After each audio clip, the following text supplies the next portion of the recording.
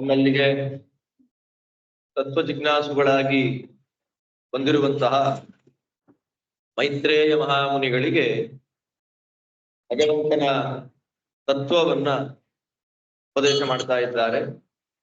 ಅಪಾರವಾದ ಭಗವಂತನ ಸಾಮರ್ಥ್ಯ ಏನಿದೆ, ಸೃಷ್ಟಿ ಸ್ಥಿತಿ ಲಯಾದಿಗಳನ್ನ ಮಾಡುವಂತಹ ನಾರಾಯಣನ ಆ ಸಾಮರ್ಥ್ಯ ವಿಶೇಷ.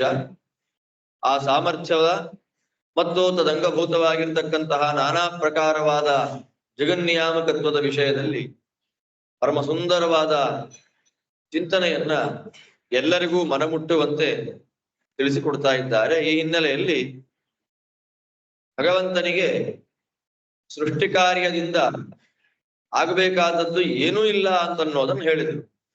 ಭಗವಂತನಿಗೆ ಸೃಷ್ಟಿ ಕಾರ್ಯದಿಂದ ಯಾವುದೇ ರೀತಿಯಾದಂತಹ ಪ್ರಯೋಜನ ಅಂತನ್ನೋದು ಇಲ್ಲ ಅನ್ನೋದನ್ನು ಹೇಳಿದ್ರು. ಪ್ರಯೋಜನ ಇಲ್ಲ, ಮತ್ಯಾಕೆ ಸೃಷ್ಟಿಯನ್ನು ಮಾಡ್ತಾನೆ ಭಗವಂತ ಅಂತ ಹೇಳಿದ್ರೆ, ಸಾತ್ವಿಕರಾಗಿರ್ತಕ್ಕಂಥವರು, ರಾಜಸರು, ತಾಮಸರಾಗಿರ್ತಕ್ಕಂತಹ ತ್ರಿವಿಧ ಜೀವರೇನಿದ್ದಾರೆ ಅವರು ಸೃಷ್ಟಿಯಲ್ಲಿ ಬಂದವರಾಗಿ ಅವರವರ ಯೋಗ್ಯತಾನುಗುಣವಾದಂತಹ ಸಾಧನೆಯನ್ನು ಮಾಡಿಕೊಂಡು ಅವರವರಿಗೆ ಯೋಗ್ಯವಾದಂತಹ ಗತಿಯನ್ನ ಪಡೆಯಲಿ ಎನ್ನುವ ದೃಷ್ಟಿಯಲ್ಲಿ ಭಗವಂತನ ಸೃಷ್ಟಿ ಸ್ಥಿತ್ಯಾದಿಗಳ ವ್ಯಾಪಾರ. ಆದ್ದರಿಂದಲೇ ನಾನು ಭಗವಂತನ ವಿಷಯವನ್ನ ಹೇಳ್ತೇನೆ. ಅದು ಹೇಗಿರುತ್ತೆ ಅಂತ ಹೇಳಿದ್ರೆ, ಭಗವಂತನ ಸೃಷ್ಟಿಯಾದಿ ವ್ಯಾಪಾರಗಳು ಬಾಲಕ ಆಟ ಆಡಿದಂತೆ ಅಂತ ಹೇಳ್ತಾರೆ. ಕ್ರೀಡತೋ ಬಾಲಕಸ್ಯೇವ ಚೇಷ್ಟಾಂ ತಸ್ಯ ನಿಶಾಮಯ ಅಂತ ಮಗು ಹೇಗೆ ಆಟವನ್ನ ಆಡುತ್ತೆ, ಮಗುವಿನ ಆಟದಂತೆ ಇಲ್ಲಿ ಸೃಷ್ಟಿ ಇದೆ ಅಂತನ್ನೋದನ್ನ ತಿಳಿಸಿಕೊಡ್ತಾ ಇದ್ದಾರೆ. ಇಂತಹ ಭಗವಂತ ಸೃಷ್ಟಿಯ ಆರಂಭದಲ್ಲಿ, ಸೃಷ್ಟಿಯ ಆರಂಭ ಅಂತ ಹೇಳಿದ್ರೆ ಪ್ರಳಯ ಕಾಲ.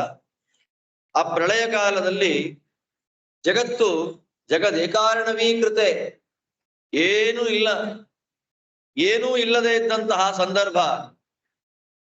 ಅಲ್ಲಿದ್ದವನು ಪ್ರಧಾನ ಪುರುಷನಾದಂತಹ ನಾರಾಯಣ ಒಬ್ಬನೇ ಅಂತನ್ನುವುದನ್ನ ವೇದಗಳು ಸ್ಪಷ್ಟವಾಗಿ ತಿಳಿಸಿಕೊಡುತ್ತೆ.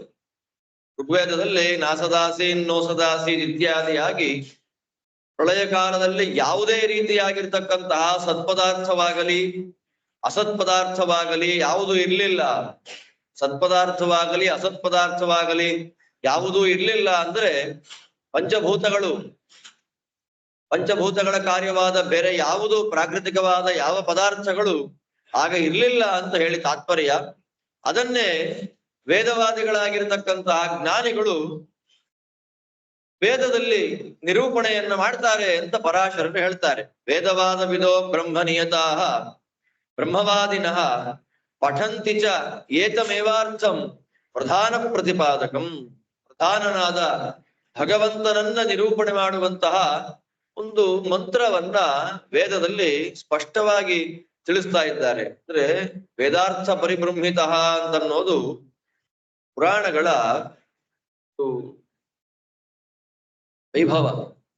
ಪುರಾಣಗಳಲ್ಲಿ ವ್ಯಾಸರು ವೇದದ ಅರ್ಥಗಳನ್ನ ಅಡಗಿಸಿಟ್ಟಿದ್ದಾರೆ. ಆದ್ದರಿಂದ ನಾವು ಅಲ್ಲಲ್ಲಿ ವೇದ ಮಂತ್ರಗಳ ಅನುವಾದಗಳು ಇರೋದನ್ನ ನಾವು ಕಾಣಬಹುದಾಗಿದೆ. ವೇದ ಮಂತ್ರಗಳು ಎಲ್ಲೆಲ್ಲಿದೆ ಅಂತನ್ನೋದನ್ನ ಈ ಡಿಕೋಡ್ ಮಾಡೋದು ಅಂತ ಹೇಳ್ತಾರೆ. ಆ ಭಾಷೆಯಲ್ಲಿ ಹೇಳುವಾಗ, ಆಂಗ್ಲ ಭಾಷೆಯ ನಿರೂಪಣೆ ಮಾಡಿಕೊಳ್ಳುವಾಗ ಈ ಪುರಾಣಗಳ ವಾಕ್ಯಗಳ ಹಿನ್ನೆಲೆಯಲ್ಲಿ ಇರುವಂತಹ ವೇದ ಮಂತ್ರಗಳು ಯಾವ್ಯಾವುದು ಅಂತ ಚಿಂತನೆ ಮಾಡೋದನ್ನೇ, ಅಧ್ಯಯನ ಮಾಡೋದನ್ನೇ ಒಂದು ಸಬ್ಜೆಕ್ಟ್ ಅನ್ನಾಗಿಟ್ಟುಕೊಂಡು ಅನುಸಂಧಾನವನ್ನ ಮಾಡಬಹುದು. ಭಾಗವತಕ್ಕೆ ವೇದಾರ್ಥ ಪರಿಬ್ರಹ್ಮಿತ ಎನ್ನುವಂತಹ ಒಂದು ವಿಶೇಷಣ. ಅಲ್ಲಲ್ಲಿ ವೇದಗಳ ಅರ್ಥವನ್ನ ತಿಳಿಸಿಕೊಡುವಂತಹ ಒಂದು ಪುರಾಣ ಶ್ರೀಮದ್ ಭಾಗವತ ಪುರಾಣ ಅಂತ ತಿಳಿಸ್ಕೊಡ್ತಾರೆ. ಅದೇ ರೀತಿಯಲ್ಲಿ ಎಲ್ಲ ಪುರಾಣಗಳು, ಅದು ಉಪಲಕ್ಷಣೆಯ ಸಕಲ ಪುರಾಣಗಳಲ್ಲಿಯೂ ಕೂಡ ವೇದಾರ್ಥ ಪರಿಬ್ರಹ್ಮಿತತ್ವ ಅಂತನ್ನೋದನ್ನ ನಾವು ಕಾಣಬಹುದಾಗಿದೆ. ಅದರಂತೆ ಇಲ್ಲಿ ಶ್ರೀಮದ್ ವಿಷ್ಣು ಪುರಾಣದಲ್ಲಿ ಎಲ್ಲಿ ವೇದಗಳ ಅರ್ಥ ಚಿಂತನೆಯನ್ನ ಮಾಡ್ತಾ ಇದ್ದಾರೆ ಅಂತ ನಾವು ನೋಡೋದಾದ್ರೆ, ಇದೇ ಪ್ರತಿಜ್ಞಾವನ್ನ ಮಾಡಿ ಪರಾಶರರು ವೇದಾರ್ಥ ಚಿಂತನೆ ಇಲ್ಲಿ ನಡೀತಾ ಇದೆ ಅಂತ ಹೇಳ್ತಾರೆ. ನಾಭೋ ನ ರಾತ್ರಿ ನ ನಭೋ ನ ಭೂಮಿ ನಾಸೀತ್ತಮೋ ಜ್ಯೋತಿರಭೂನ್ನ ಚಾನ್ಯತ್ ಶ್ರೋತ್ರಾದಿ ಬುದ್ಧ್ಯಾನುಪಲಭ್ಯಮೇಕಂ ಪ್ರಾಧಾನಿಕಂ ಬ್ರಹ್ಮ ಉಮಾಂತದಾಸೀತ್. ಯಾವುದೂ ಇರ್ಲಿಲ್ಲ ಆ ಪ್ರಳಯ ಕಾಲದಲ್ಲಿ. ಹಗಲು ರಾತ್ರಿಗಳ ಗೊಡವೆ ಇರ್ಲಿಲ್ಲ, ಆಕಾಶ ಇರ್ಲಿಲ್ಲ, ಭೂಮಿ ಇರ್ಲಿಲ್ಲ, ಕತ್ತಲು ಬೆಳಕುಗಳ ಆಟ ಇಲ್ಲ, ಶಬ್ದಗಳು, ಸ್ಪರ್ಶ, ರೂಪ, ರಸ, ಗಂಧ ಈ ಯಾವ ತನ್ಮಾತ್ರೆಗಳಿಗೂ ಮನಸ್ಸಿಗೂ ಮತ್ಯಾವುದಕ್ಕೂ ಸಿಗದೇ ಇರತಕ್ಕಂತಹ, ಎಲ್ಲಕ್ಕೂ ಅತೀತನಾಗಿರ್ತಕ್ಕಂತಹ ಪ್ರಾಧಾನಿಕಂ ಪುರುಷಂ, ಪ್ರಧಾನ ಸರ್ವೋತ್ತಮನಾಗಿರ್ತಕ್ಕಂತಹ ನಾರಾಯಣ ಒಬ್ಬ ಆಗ ಇದ್ದ. ನಾರಾಯಣನೊಬ್ಬನೇ ಇದ್ದ. ಆತ್ಮಾವಾ ಇದಮೇಕ ಏವಾಗ್ರ ಆಸೀತ್ ವಾಸುದೇವೋ ವಾ ಇದಮಗ್ರ ಆಸೀತ್ ನಾರಾಯಣೋ ವಾ ಇದಮಗ್ರ ಆಸೀತ್. ಈ ರೀತಿಯಲ್ಲಿ ವೇದವಾಕ್ಯಗಳು ಸ್ಪಷ್ಟವಾಗಿ ಪ್ರಳಯ ಕಾಲದಲ್ಲಿ ಬ್ರಹ್ಮರುದ್ರಾದಿ ಯಾರೂ ಇರ್ಲಿಲ್ಲ ಅಂತನ್ನೋದನ್ನ ತಿಳಿಸಿಕೊಡ್ತಾ ಇದೆ. ಇಲ್ಲಿ ಪ್ರಳಯ ಕಾಲದಲ್ಲಿ ನನ್ನ ಗುಣಸಾಮ್ಯ ಇತ್ತು ಅಂತ ಹೇಳ್ತಾರೆ. ಪ್ರಳಯ ಕಾಲದಲ್ಲಿ ಇದ್ದ ವ್ಯವಸ್ಥೆ ಏನು ಅಂತ ಕೇಳಿದ್ರೆ ಅದು ಗುಣಸಾಮ್ಯ ಅಂತ. ಗುಣಸಾಮ್ಯ, ಗುಣ ವೈಷಮ್ಯವಾದಾಗ ಜಗತ್ತು ಸೃಷ್ಟಿ. ಗುಣಗಳಲ್ಲಿ ಸಾಮ್ಯತೆ, ತ್ರಿಗುಣಗಳಲ್ಲಿ ಸಾಮ್ಯತೆ ಅಂದ್ರೆ ಯಾವುದೇ ರೀತಿಯಾಗಿರ್ತಕ್ಕಂತಹ ವ್ಯಾಪಾರ, ಅಲ್ಲಿ ಸತ್ವ ರಜಸ್ಸು ತಮಸ್ಸು ಗುಣಗಳಲ್ಲಿ ಯಾವುದೇ ಪ್ರಕಾರವಾಗಿರ್ತಕ್ಕಂತಹ ಮಿಶ್ರಣಗಳು ಇಲ್ಲದೆ ಇರತಕ್ಕಂತಹ ಒಂದು ವ್ಯವಸ್ಥೆಯನ್ನ ಅದನ್ನ ಪ್ರಳಯ ಅಂತ ಕರೀತಾರೆ. ಗುಣಗಳಲ್ಲಿ ವೈಷಮ್ಯ ಅಂತ ಅನ್ನೋದು ಬಂದಾಗ ಅದನ್ನ ಸೃಷ್ಟಿಕಾಲ ಅಂತ ಕರೀತಾರೆ. ಅಲ್ಲಿ ಪ್ರಕೃತಿ ಇರ್ಲಿಲ್ಲ ಅಂತಂದ್ರೆ ಜಡ ಪ್ರಕೃತಿ ಅದು ಸೂಕ್ಷ್ಮ ರೂಪದಲ್ಲಿ ಇತ್ತು ಅಂತ ಚಿಂತನೆ ಮಾಡಬೇಕು. ಪ್ರಕೃತಿಗೆ ಅಭಿಮಾನಿನಿಯಾಗಿರ್ತಕ್ಕಂತಹ ಮಹಾಲಕ್ಷ್ಮೀ ದೇವಿಯ ವಿಷಯವನ್ನ ಇಲ್ಲಿ ಸ್ಪಷ್ಟವಾಗಿ ತಿಳಿಸಿಕೊಡೋದೇ ಇಲ್ಲ. ಯಾವುದೂ ಇರ್ಲಿಲ್ಲ ಪ್ರಳಯ ಕಾಲದಲ್ಲಿ ಅಂತಂದ್ರೆ ಮತ್ತೆ ಮಹಾಲಕ್ಷ್ಮೀ ದೇವಿ ಎಲ್ಲಿದ್ಲು? ಮಹಾಲಕ್ಷ್ಮೀ ದೇವಿಯನ್ನ ಈಶಕೋಟಿಯಲ್ಲಿ ಪ್ರವೇಶವನ್ನು ಮಾಡಿಸ್ತಾರೆ. ಮಹಾಲಕ್ಷ್ಮೀ ದೇವಿ ಅವಳು ಜೀವಳಲ್ಲ, ಭಗವಂತನಿಂದ ನ್ಯೂನಲಾದವಳು. ಭಗವಂತನ ನಂತರದಲ್ಲಿ ವಿಶ್ವವನ್ನ ನಿಯಮನವನ್ನ ಮಾಡುವಂತಹ ಶಕ್ತಿ ಅದು ಶ್ರೀ ಶಕ್ತಿ. ಬ್ರಹ್ಮ ರುದ್ರಾದಿ ಸಕಲ ದೇವತೆಗಳು ಕೂಡ ಆ ಶಕ್ತಿಯ ಅಧೀನದಲ್ಲಿ ಬರತಕ್ಕಂಥವ್ರು. ಬ್ರಹ್ಮರುದ್ರಾದಿ ಯಾರೂ ಇರ್ಲಿಲ್ಲ ಅಂತ ಹೇಳ್ತಾರೆ, ಭಗವಂತ ಒಬ್ಬನೇ ಇದ್ದ ಅಂತ ಹೇಳ್ತಾರೆ.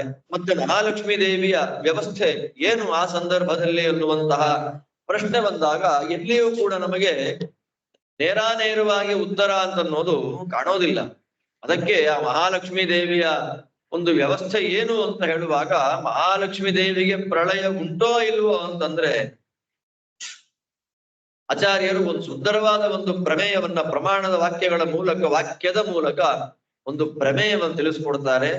ಮಹಾಲಕ್ಷ್ಮೀ ದೇವಿಗೆ ಭಗವಂತನ ಅತ್ಯಂತ ಸಾಮೀಪ್ಯ, ಭಗವಂತನಿಗೆ ಅತ್ಯಂತ ಸಮೀಪದಲ್ಲಿ ಇರುವವಳು ಮಹಾಲಕ್ಷ್ಮಿ. ನಿರಂತರದಲ್ಲಿ ಮತ್ತೂ ಸಮೀಪಕ್ಕೆ ಹೋಗುವುದನ್ನೇ ಮಹಾಲಕ್ಷ್ಮೀ ದೇವಿಗೆ ಲಯ ಅಂತ ಕರೀತಾರೆ.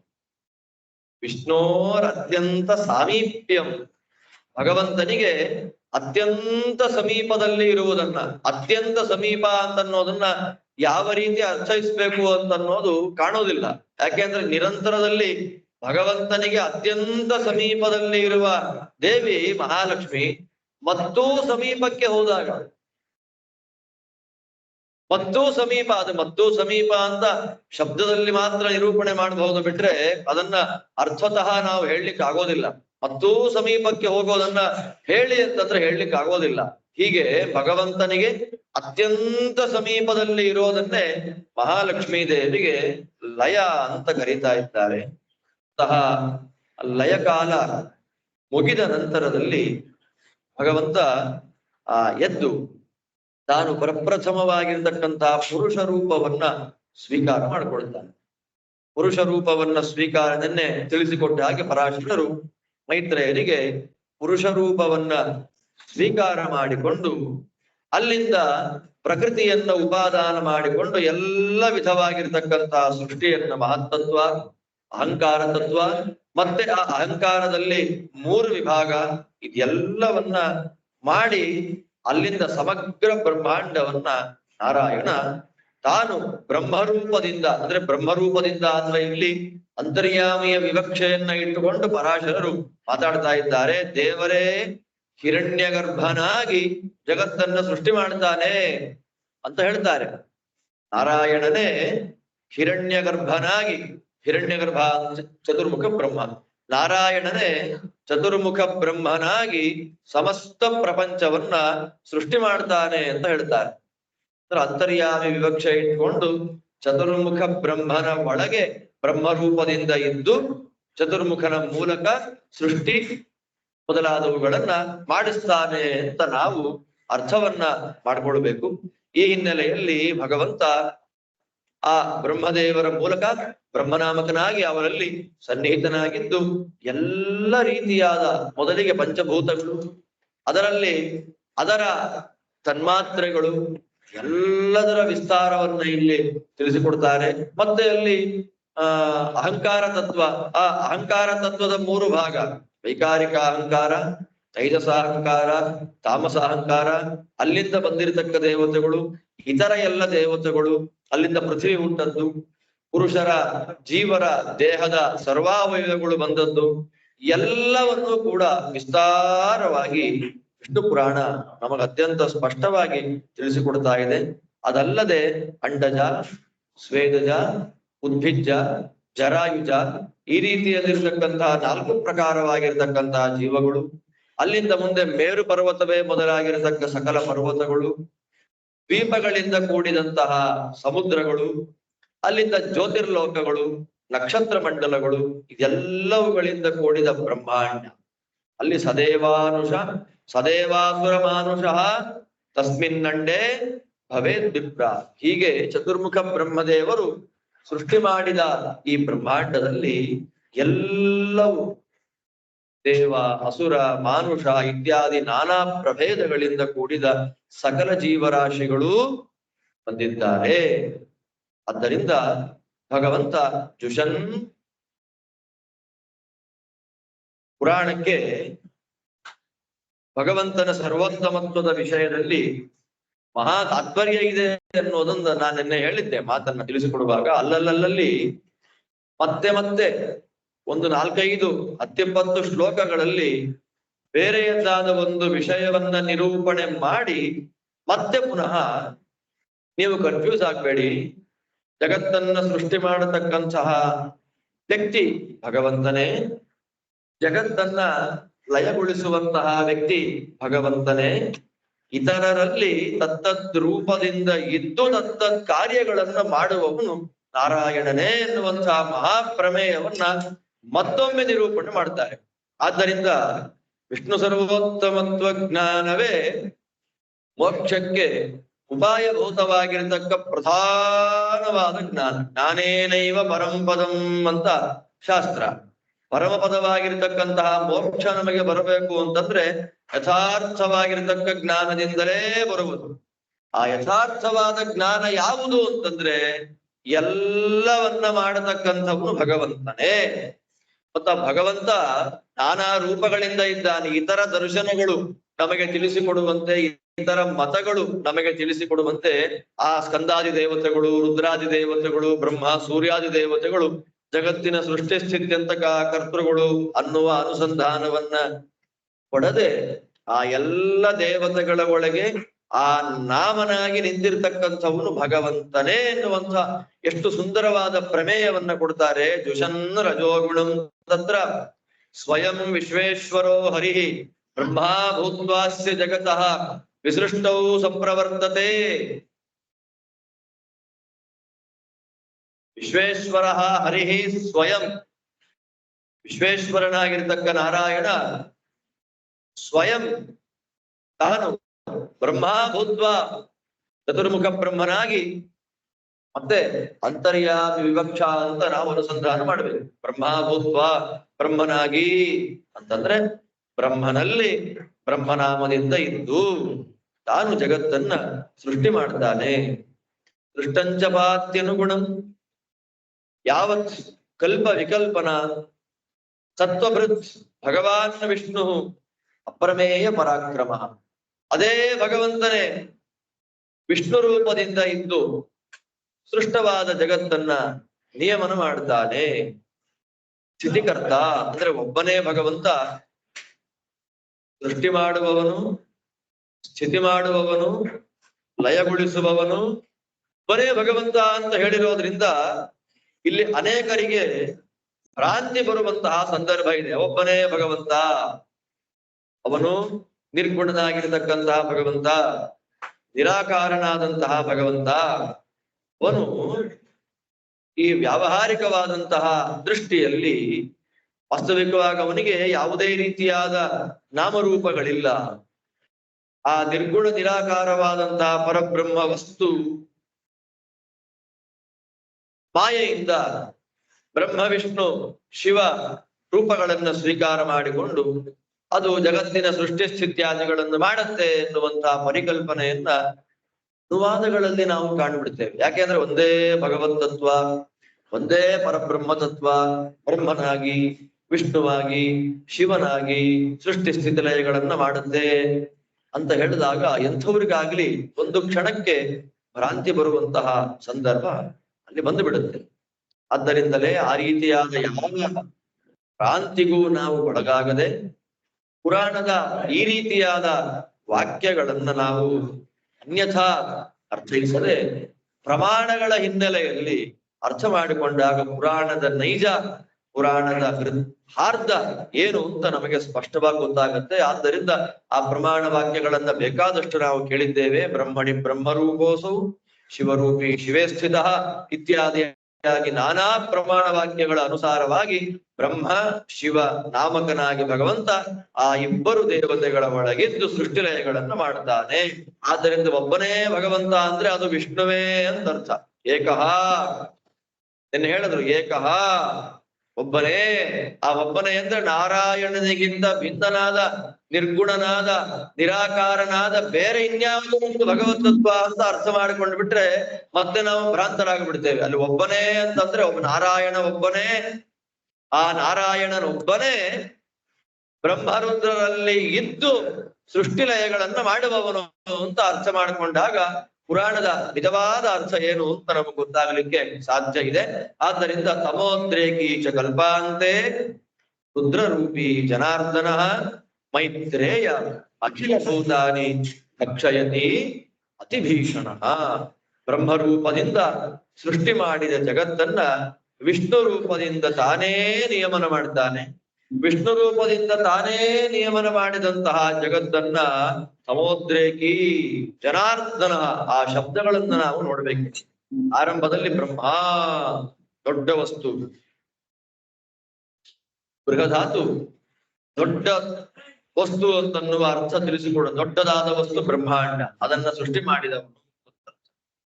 ಅದಾದ ನಂತರದಲ್ಲಿ ವಿಷ್ಣು ಅಂತಂದ್ರೆ ಪ್ರವೇಶನಶೀಲ ಅಂತರ್ಥ. ಎಲ್ಲ ಪದಾರ್ಥಗಳ ಒಳಗೆ ಪ್ರವೇಶ ಮಾಡುವವನು.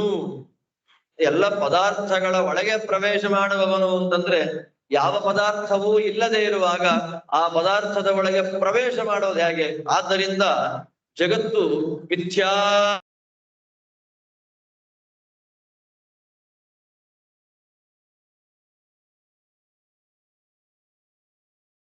ನಾವು ಕ್ಲೀನ್ ಆಗಿ ಸರಿಯಾದ ರೀತಿಯಲ್ಲಿ ಅರ್ಥವನ್ನು ಮಾಡಿಕೊಂಡು ಬಿಟ್ಟಾಗ ವಿಷ್ಣು ಅಂತನ್ನೋದಕ್ಕೆ ವಿಷ ಪ್ರವೇಶನೆ ಎನ್ನುವಂತಹ ಧಾತ್ವರ್ಥವನ್ನು ನಾವಿಟ್ಟುಕೊಂಡಾಗ ಎಲ್ಲ ಪದಾರ್ಥಗಳ ಒಳಗೆ ಪ್ರವೇಶ ಮಾಡಿದವನು, ಪ್ರವೇಶ ಮಾಡುವವನು ಎನ್ನುವಂತಹ ಅರ್ಥ ನಮಗ ಶಬ್ದದಿಂದ ಕಾಣ್ತಾ ಇದೆ. ಯಾವ ಪದಾರ್ಥಗಳ ಒಳಗೆ ಪ್ರವೇಶ ಮಾಡಿದವನು? ಎಲ್ಲ ಪದಾರ್ಥಗಳು ಮಿಥ್ಯಾಭೂತವಾದದ್ದು. ಪಾರಮಾರ್ಥಿಕವಾಗಿ ಆ ಯಾವ ಪದಾರ್ಥಗಳು ಇಲ್ಲ ಅಂತ ನಾವು ಪರಿಕಲ್ಪನೆಯನ್ನ ಮಾಡಿಕೊಂಡು ಬಿಟ್ರೆ, ಇಲ್ಲದ ಪಾರಮಾರ್ಥಿಕವಾಗಿ ಇಲ್ಲದೆ ಇರುವ ಪದಾರ್ಥದ ಒಳಗೆ ಪ್ರವೇಶ ಮಾಡಿದವನು ಅಂತ ಅರ್ಥ ಮಾಡುವಂತಹ ಪ್ರಸಂಗ ಬಂದ್ಬಿಡುತ್ತೆ. ಆದ್ದರಿಂದ ಜಗತ್ತು ಪಾರಮಾರ್ಥಿಕ ಸತ್ಯವೇ, ಭಗವಂತನು ಪಾರಮಾರ್ಥಿಕ ಸತ್ಯನೇ. ಅಂತಹ ಭಗವಂತ ಪಾರಮಾರ್ಥಿಕ ಸತ್ಯಭೂತವಾದ ಜಗತ್ತಿನ ಒಳಗೆ ಪ್ರವೇಶ ಮಾಡಿದ್ದಾನೆ ಅಂತ ನಾವು ಅರ್ಥವನ್ನು ಮಾಡ್ಕೊಳ್ಬೇಕಾಗತ್ತೆ. ವಿಷ್ಣುವು ಸಕಲ ಪದಾರ್ಥಗಳ ಒಳಗೆ ಪ್ರವೇಶ ಮಾಡಿದವನು. ಯಾಕೆ? ಭಗವಂತನ ಪ್ರವೇಶ ಜಗತ್ತಿನಲ್ಲಿ ಇಲ್ಲ ಅಂತಂದ್ರೆ ಅದಕ್ಕೆ ಸ್ವತಃ ಪ್ರವೃತ್ತಿ ಮಾಡ್ಲಿಕ್ಕಾಗೋದಿಲ್ಲ. ಆದ್ದರಿಂದಲೇ ಉಪನಿಷತ್ತು ಜಗತ್ತನ್ನ ಈಶಾವಾಸ್ಯ ಅಂತ ಕರೆಯುತ್ತೆ. ಈಶಸ್ಯ ಆವಾಸಯೋಗ್ಯಂ ಈಶಾವಾಸ್ಯಂ ಅಂತ ಹೇಳಿ ಆಚಾರ್ಯರು ಅರ್ಥ ಮಾಡ್ತಾರೆ. ಭಗವಂತ ವಾಸ ಮಾಡಲಿಕ್ಕೆ ಯೋಗ್ಯವಾದದ್ದು ಈ ಜಗತ್ತು, ಆದ್ದರಿಂದ ಜಗತ್ತು ಈಶಾವಾಸ್ಯ. ಯಾಕೆ ಈಶಾವಾಸ್ಯ ಅಂತಂದ್ರೆ ಭಗವಂತ ಇದರ ಒಳಗೆ, ಜಗತ್ತಿನ ಒಳಗೆ ಪ್ರವೇಶ ಮಾಡಲಿಲ್ಲ ಅಂತ ಹೇಳಿದರೆ ಪ್ರವೃತ್ತಿ ಯಾವ ಕಾರ್ಯಗಳು ತಂತಾನೆ ಸ್ವತಂತ್ರವಾಗಿ ಆಗಲಿಕ್ಕೆ ಸಾಧ್ಯವಿಲ್ಲ. ಸ್ವತಃ ಪ್ರವೃತ್ಯಶಕ್ತತ್ವಾತ್ ಈಶಾವಾಸ್ಯಮಿದಂ ಜಗತ್. ಪ್ರವೃತ್ತಯೇ ಜಗದಿದಂ. ಈ ಜಗತ್ತು ಪ್ರವೃತ್ತವಾಗಬೇಕು. ಪ್ರವೃತ್ತವಾಗೋದು ಅಂದ್ರೆ ಜಗತ್ತು ನಡಿಬೇಕು, ಜಗತ್ತು ಮುಂದೆ ಹೋಗಬೇಕು. ಜಗತ್ತು ಮುಂದೆ ಹೋಗಬೇಕು ಅಂತಂದ್ರೆ ಚಾಲಕ ಶಕ್ತಿಯಾಗಿ ಭಗವಂತ ಜಗತ್ತಿನ ಒಳಗೆ ಪ್ರವೇಶ ಮಾಡಬೇಕು. ಪರಮ ಸುಂದರವಾದ ವಿಷಯಗಳು. ತತ್ ಸೃಷ್ಟ್ವಾ ತದೇವಾನುಪ್ರಾವಿಶತ್ ತದನು ಪ್ರವಿಶ್ಯ ಸಚ್ಚತ್ಯಚ್ಚಾಭವತ್. ಉಪನಿಷತ್ತು ಇದನ್ನೇ ತತ್ ಸೃಷ್ಟ್ವಾ, ಸೃಷ್ಟಿ ಮಾಡಿದ ಜಗತ್ತಿನ ಒಳಗೆ ಭಗವಂತ ತದೇವ ಅನುಪ್ರಾವಿಶತ್. ಅನುಪ್ರಾವಿಶತ್ ಸೃಷ್ಟಿ ಮಾಡಿದ್ ಯಾವಾಗ್ಲೋ, ಪ್ರವೇಶ ಮಾಡಿದ್ ಯಾವಾಗ್ಲೋ, ತದನುಪ್ರಾವಿಶತ್ ತತ್ಕ್ಷಣದಲ್ಲಿ ಭಗವಂತ ಪ್ರವೇಶ ಮಾಡಿದ. ತಾನು ಆ ಜಗತ್ತಿನ ಒಳಗೆ ಸನ್ನಿಹಿತನಾಗಿದ್ದಾನೆ. ಆದ್ದರಿಂದ ವಿಷ್ಣು. ಆದ್ದರಿಂದಲೇ ಭಗವಂತನ ಬಗ್ಗೆ ಮಾತಾಡುವಾಗ ಇಲ್ಲಿ ಪರಾಶರರು ಅಪ್ರಮೇಯ ಪರಾಕ್ರಮ ಅಂತ ಚತುರ್ಮುಖ ಬ್ರಹ್ಮದೇವರ ಪ್ರತಿಮೆಯಿಂದ ನಮಗೆ ತಿಳಿಸಿಕೊಡುವಾಗ ಯಾವುದೇ ರೀತಿಯಾದಂತಹ ವಿಶೇಷಣವನ್ನ ನಮಗೆ ಕೊಡೋದಿಲ್ಲ. ವಿಶ್ವೇಶ್ವರ ಎನ್ನುವಂತಹ ವಿಶೇಷಣವನ್ನ ಕೊಡ್ತಾರೆ. ಜಗತ್ತಿಗೆ ಸ್ವಾಮಿ, ವಿಶ್ವಕ್ಕೆ ಈಶ್ವರ, ಜಗನ್ನಿಯಾಮಕ ಎನ್ನುವಂತ ಅರ್ಥವನ್ನ ಕೊಡ್ತಾರೆ.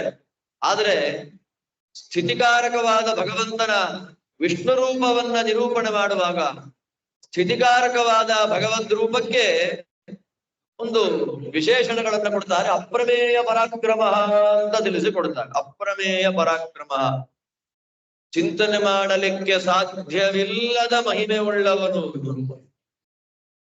ಅದನ್ನೇ ನಾವು ಅಚಿಂತ್ಯಾದ್ಭುತ ಶಕ್ತಿ ಎಂದು ಕರೀತೇವೆ. ಅಚಿಂತ್ಯ ಶಕ್ತಿ. ಭಗವಂತನ ಯಾವ ಶಕ್ತಿಯಿಂದ ನಮಗೆ ಚಿಂತನೆಯನ್ನ ಮಾಡ್ಲಿಕ್ಕೂ ಆಗೋದಿಲ್ಲ ಅಂತಹ ಶಕ್ತಿಯನ್ನ ಅಚಿಂತ್ಯ ಶಕ್ತಿ ಅಂತ ಕರೀತಾರೆ. ಆದ್ದರಿಂದ ಅಚಿಂತ್ಯವಾದ ಭಗವತ್ ಶಕ್ತಿ ಅಲ್ರಿ. ಎಲ್ಲ ಪದಾರ್ಥಗಳ ಒಳಗೆ ಏಕಕಾಲದಲ್ಲಿ ಭಗವಂತ ಹೇಗೆ ಪ್ರವೇಶ ಮಾಡ್ತಾನೆ? ಪ್ರವೇಶ ಮಾಡಿ ಆ ಎಲ್ಲ ಪದಾರ್ಥಗಳನ್ನ ಏಕಕಾಲದಲ್ಲಿ ಹೇಗೆ ನಿಯಮನ ಮಾಡ್ತಾನೆ? ಪ್ರತಿಯೊಂದು ಪದಾರ್ಥಗಳ ವ್ಯವಸ್ಥೆಗಳು ಕೂಡ ಭಿನ್ನ ಭಿನ್ನವಾದದ್ದು. ಒಂದೊಂದು ಪದಾರ್ಥಗಳು ಒಂದೊಂದು ಪದಾರ್ಥದಂತೆ ಇಲ್ಲ. ಎಲ್ಲ ಪದಾರ್ಥಗಳು ಒಂದಕ್ಕಿಂತ ಒಂದು ವಿಲಕ್ಷಣವಾದದ್ದು. ಭಿನ್ನಾಶ್ಚ ಭಿನ್ನ ಧರ್ಮಾಶ್ಚ ಪದಾರ್ಥಾ ನಿಖಿಲಾ ಅಪಿ ಎಂಬುದಾಗಿ ಆಚಾರ್ಯರು ತಿಳಿಸಿದಂತೆ ಪದಾರ್ಥಗಳು ಪರಸ್ಪರ ಭಿನ್ನಗಳಾಗಿವೆ ಅಲ್ಲದೆ ಭಿನ್ನ ಗುಣಗಳಿಂದ ಕೂಡಿದೆ. ಭಿನ್ನ ಧರ್ಮಾಶ್ಚ, ಒಂದು ಪದಾರ್ಥದ ಗುಣ ಮತ್ತೊಂದು ಪದಾರ್ಥದಲ್ಲಿ ಇಲ್ಲ. ಅಂದ್ರೆ ಒಂದು ಪದಾರ್ಥವಿರುವಂತೆ ಮತ್ತೊಂದು ಪದಾರ್ಥ ಇಲ್ಲ. ಯಾವುದೋ ಒಂದೇ ರೀತಿ ಇರುವ 10 ಪದಾರ್ಥಗಳನ್ನ ನಿಯಮನ ಮಾಡೋದು ಸುಲಭ. ಒಂದರಂತೆ ಒಂದಿಲ್ಲ, ಒಂದರ ವ್ಯವಸ್ಥೆ ಮತ್ತೊಂದರಲ್ಲಿ ಕಾಣ್ತಾ ಇಲ್ಲ. ಆದ್ದರಿಂದ ಆ ಪದಾರ್ಥದ ಒಳಗೆ ಏಕಕಾಲದಲ್ಲಿ ಪ್ರವೇಶ ಮಾಡಿ ಆ ಪದಾರ್ಥಗಳನ್ನ ನಿಯಮನ ಮಾಡೋದು ಅಂದ್ರೆ ಹೇಗೆ? ಅದು ಹೇಗೆ ಸಾಧ್ಯ ಎನ್ನುವಂತಹ ಪ್ರಶ್ನೆಗೆ ಶಾಸ್ತ್ರಗಳು ಕೊಡುವಂತಹ ಉತ್ತರ, ಭಗವಂತನಲ್ಲಿ ಅಸಾಧ್ಯವಾದದ್ದು ಅಂತ ಯಾವುದೂ ಇಲ್ಲ. ಆದ್ದರಿಂದಲೇ ಭಗವಂತ ಅಚಿಂತ್ಯ ಶಕ್ತಿ ಸಂಪನ್ನ. ಆ ಅಚಿಂತ್ಯ ಶಕ್ತಿಯಿಂದ ನಾವು ಕೂಡಿಸುವುದು ಹೇಗೆ ಎನ್ನುವಂತಹ ಪ್ರಶ್ನೆಗೆ ಉತ್ತರ ಇಲ್ಲ. ಅಚಿಂತ್ಯವಾದ ಭಗವಂತನ ಸಾಮರ್ಥ್ಯವನ್ನ ಯುಕ್ತಿಯಿಂದ ನಾವು ಅದನ್ನ ಕೂಡಿಸಲಿಕ್ಕೆ ಸಾಧ್ಯವಿಲ್ಲ. ಅಚಿಂತ್ಯ ಖಲು ಯೇ ಭಾವಾಹ ನತಾನ್ ತರ್ಕೇಣ ಯೋಜಯೇ ಅಂತ ಪ್ರಮಾಣ ವಾಕ್ಯ. ಯುಕ್ತಿಯಿಂದ ಅಚಿಂತ್ಯವಾದ ಭಗವತ್ ಶಕ್ತಿಯನ್ನ ನಾನು ಪರಿಕಲ್ಪನೆ ಮಾಡ್ತೇನೆ, ಅದನ್ನ ಹೀಗೆ ನಾನು ಕೂಡಿಸಲು ಪ್ರಯತ್ನವನ್ನ ಮಾಡ್ತೇನೆ ಅಂತ ಹೇಳಿದ್ರೆ ಅದು ಸಾಧ್ಯವಿಲ್ಲದೆ ಇರತಕ್ಕಂಥ ಸಂಗತಿ ಅಂತನ್ನೋದನ್ನ, ಅಚಿಂತ್ಯ ಶಕ್ತಿ ಸಂಪನ್ನತೆ ಅದು ಭಗವಂತನಲ್ಲಿ ಮಾತ್ರ ಅಂತನ್ನೋದನ್ನ ತಿಳಿಸಿಕೊಡ್ಲಿಕ್ಕಾಗಿ ಪರಾಶರರು ಅಪ್ರಮೇಯ ಪರಾಕ್ರಮ ಅಂತ ನಮಗಿಲ್ಲಿ ತಿಳಿಸಿಕೊಡ್ತಾ ಇದ್ದಾರೆ. ಆದ್ದರಿಂದ ಪುರಾಣವನ್ನ ನಾವು ಈ ರೀತಿಯಲ್ಲಿ ಚಿಂತನೆಯನ್ನ ಮಾಡ್ತಾ ಹೋದ್ರೆ ಒಂದೊಂದು ಅಕ್ಷರಗಳಲ್ಲಿ ಅನೇಕ ಅರ್ಥಗಳು ಕಾಣ್ತಾ ಬರ್ತಾ ಇರ್ತದೆ. ಪುಸ್ತಕ ತರದ್ ಮರ್ತೋಯ್ತು ನನಗೆ ಮಂಗಳಾರತಿಗೆ ಸಿಂಹಾಸನಕ್ಕೆ ಒಂದು ಪುಸ್ತಕ ಇಸ್ಕೊಂಡು. ಆ ರೀತಿಯಲ್ಲಿ ನಾವು ಪುರಾಣವನ್ನ ಅನುಸಂಧಾನವನ್ನ ಮಾಡ್ತಾ ಹೊರಟ್ರೆ ಒಂದು ಪುರಾಣವನ್ನ ಒಂದು ಜನ್ಮದಲ್ಲಿ ಅನುಸಂಧಾನ ಮಾಡ್ಲಿಕ್ಕೆ ಆಗೋದಿಲ್ಲ. ಅಷ್ಟು ವಿಸ್ತೃತವಾದ ಅರ್ಥ ಚಿಂತನೆಯನ್ನ ವೇದವ್ಯಾಸ ದೇವರು ನಮಗೆ ಪುರಾಣಗಳಲ್ಲಿ ಕರುಣಿಸಿದ್ದಾರೆ.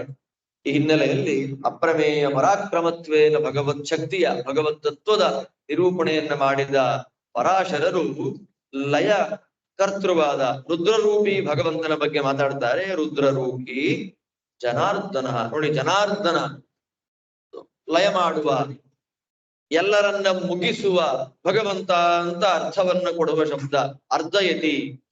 ಅರ್ಧಯತಿ ಇದು ಜನಾರ್ದನ.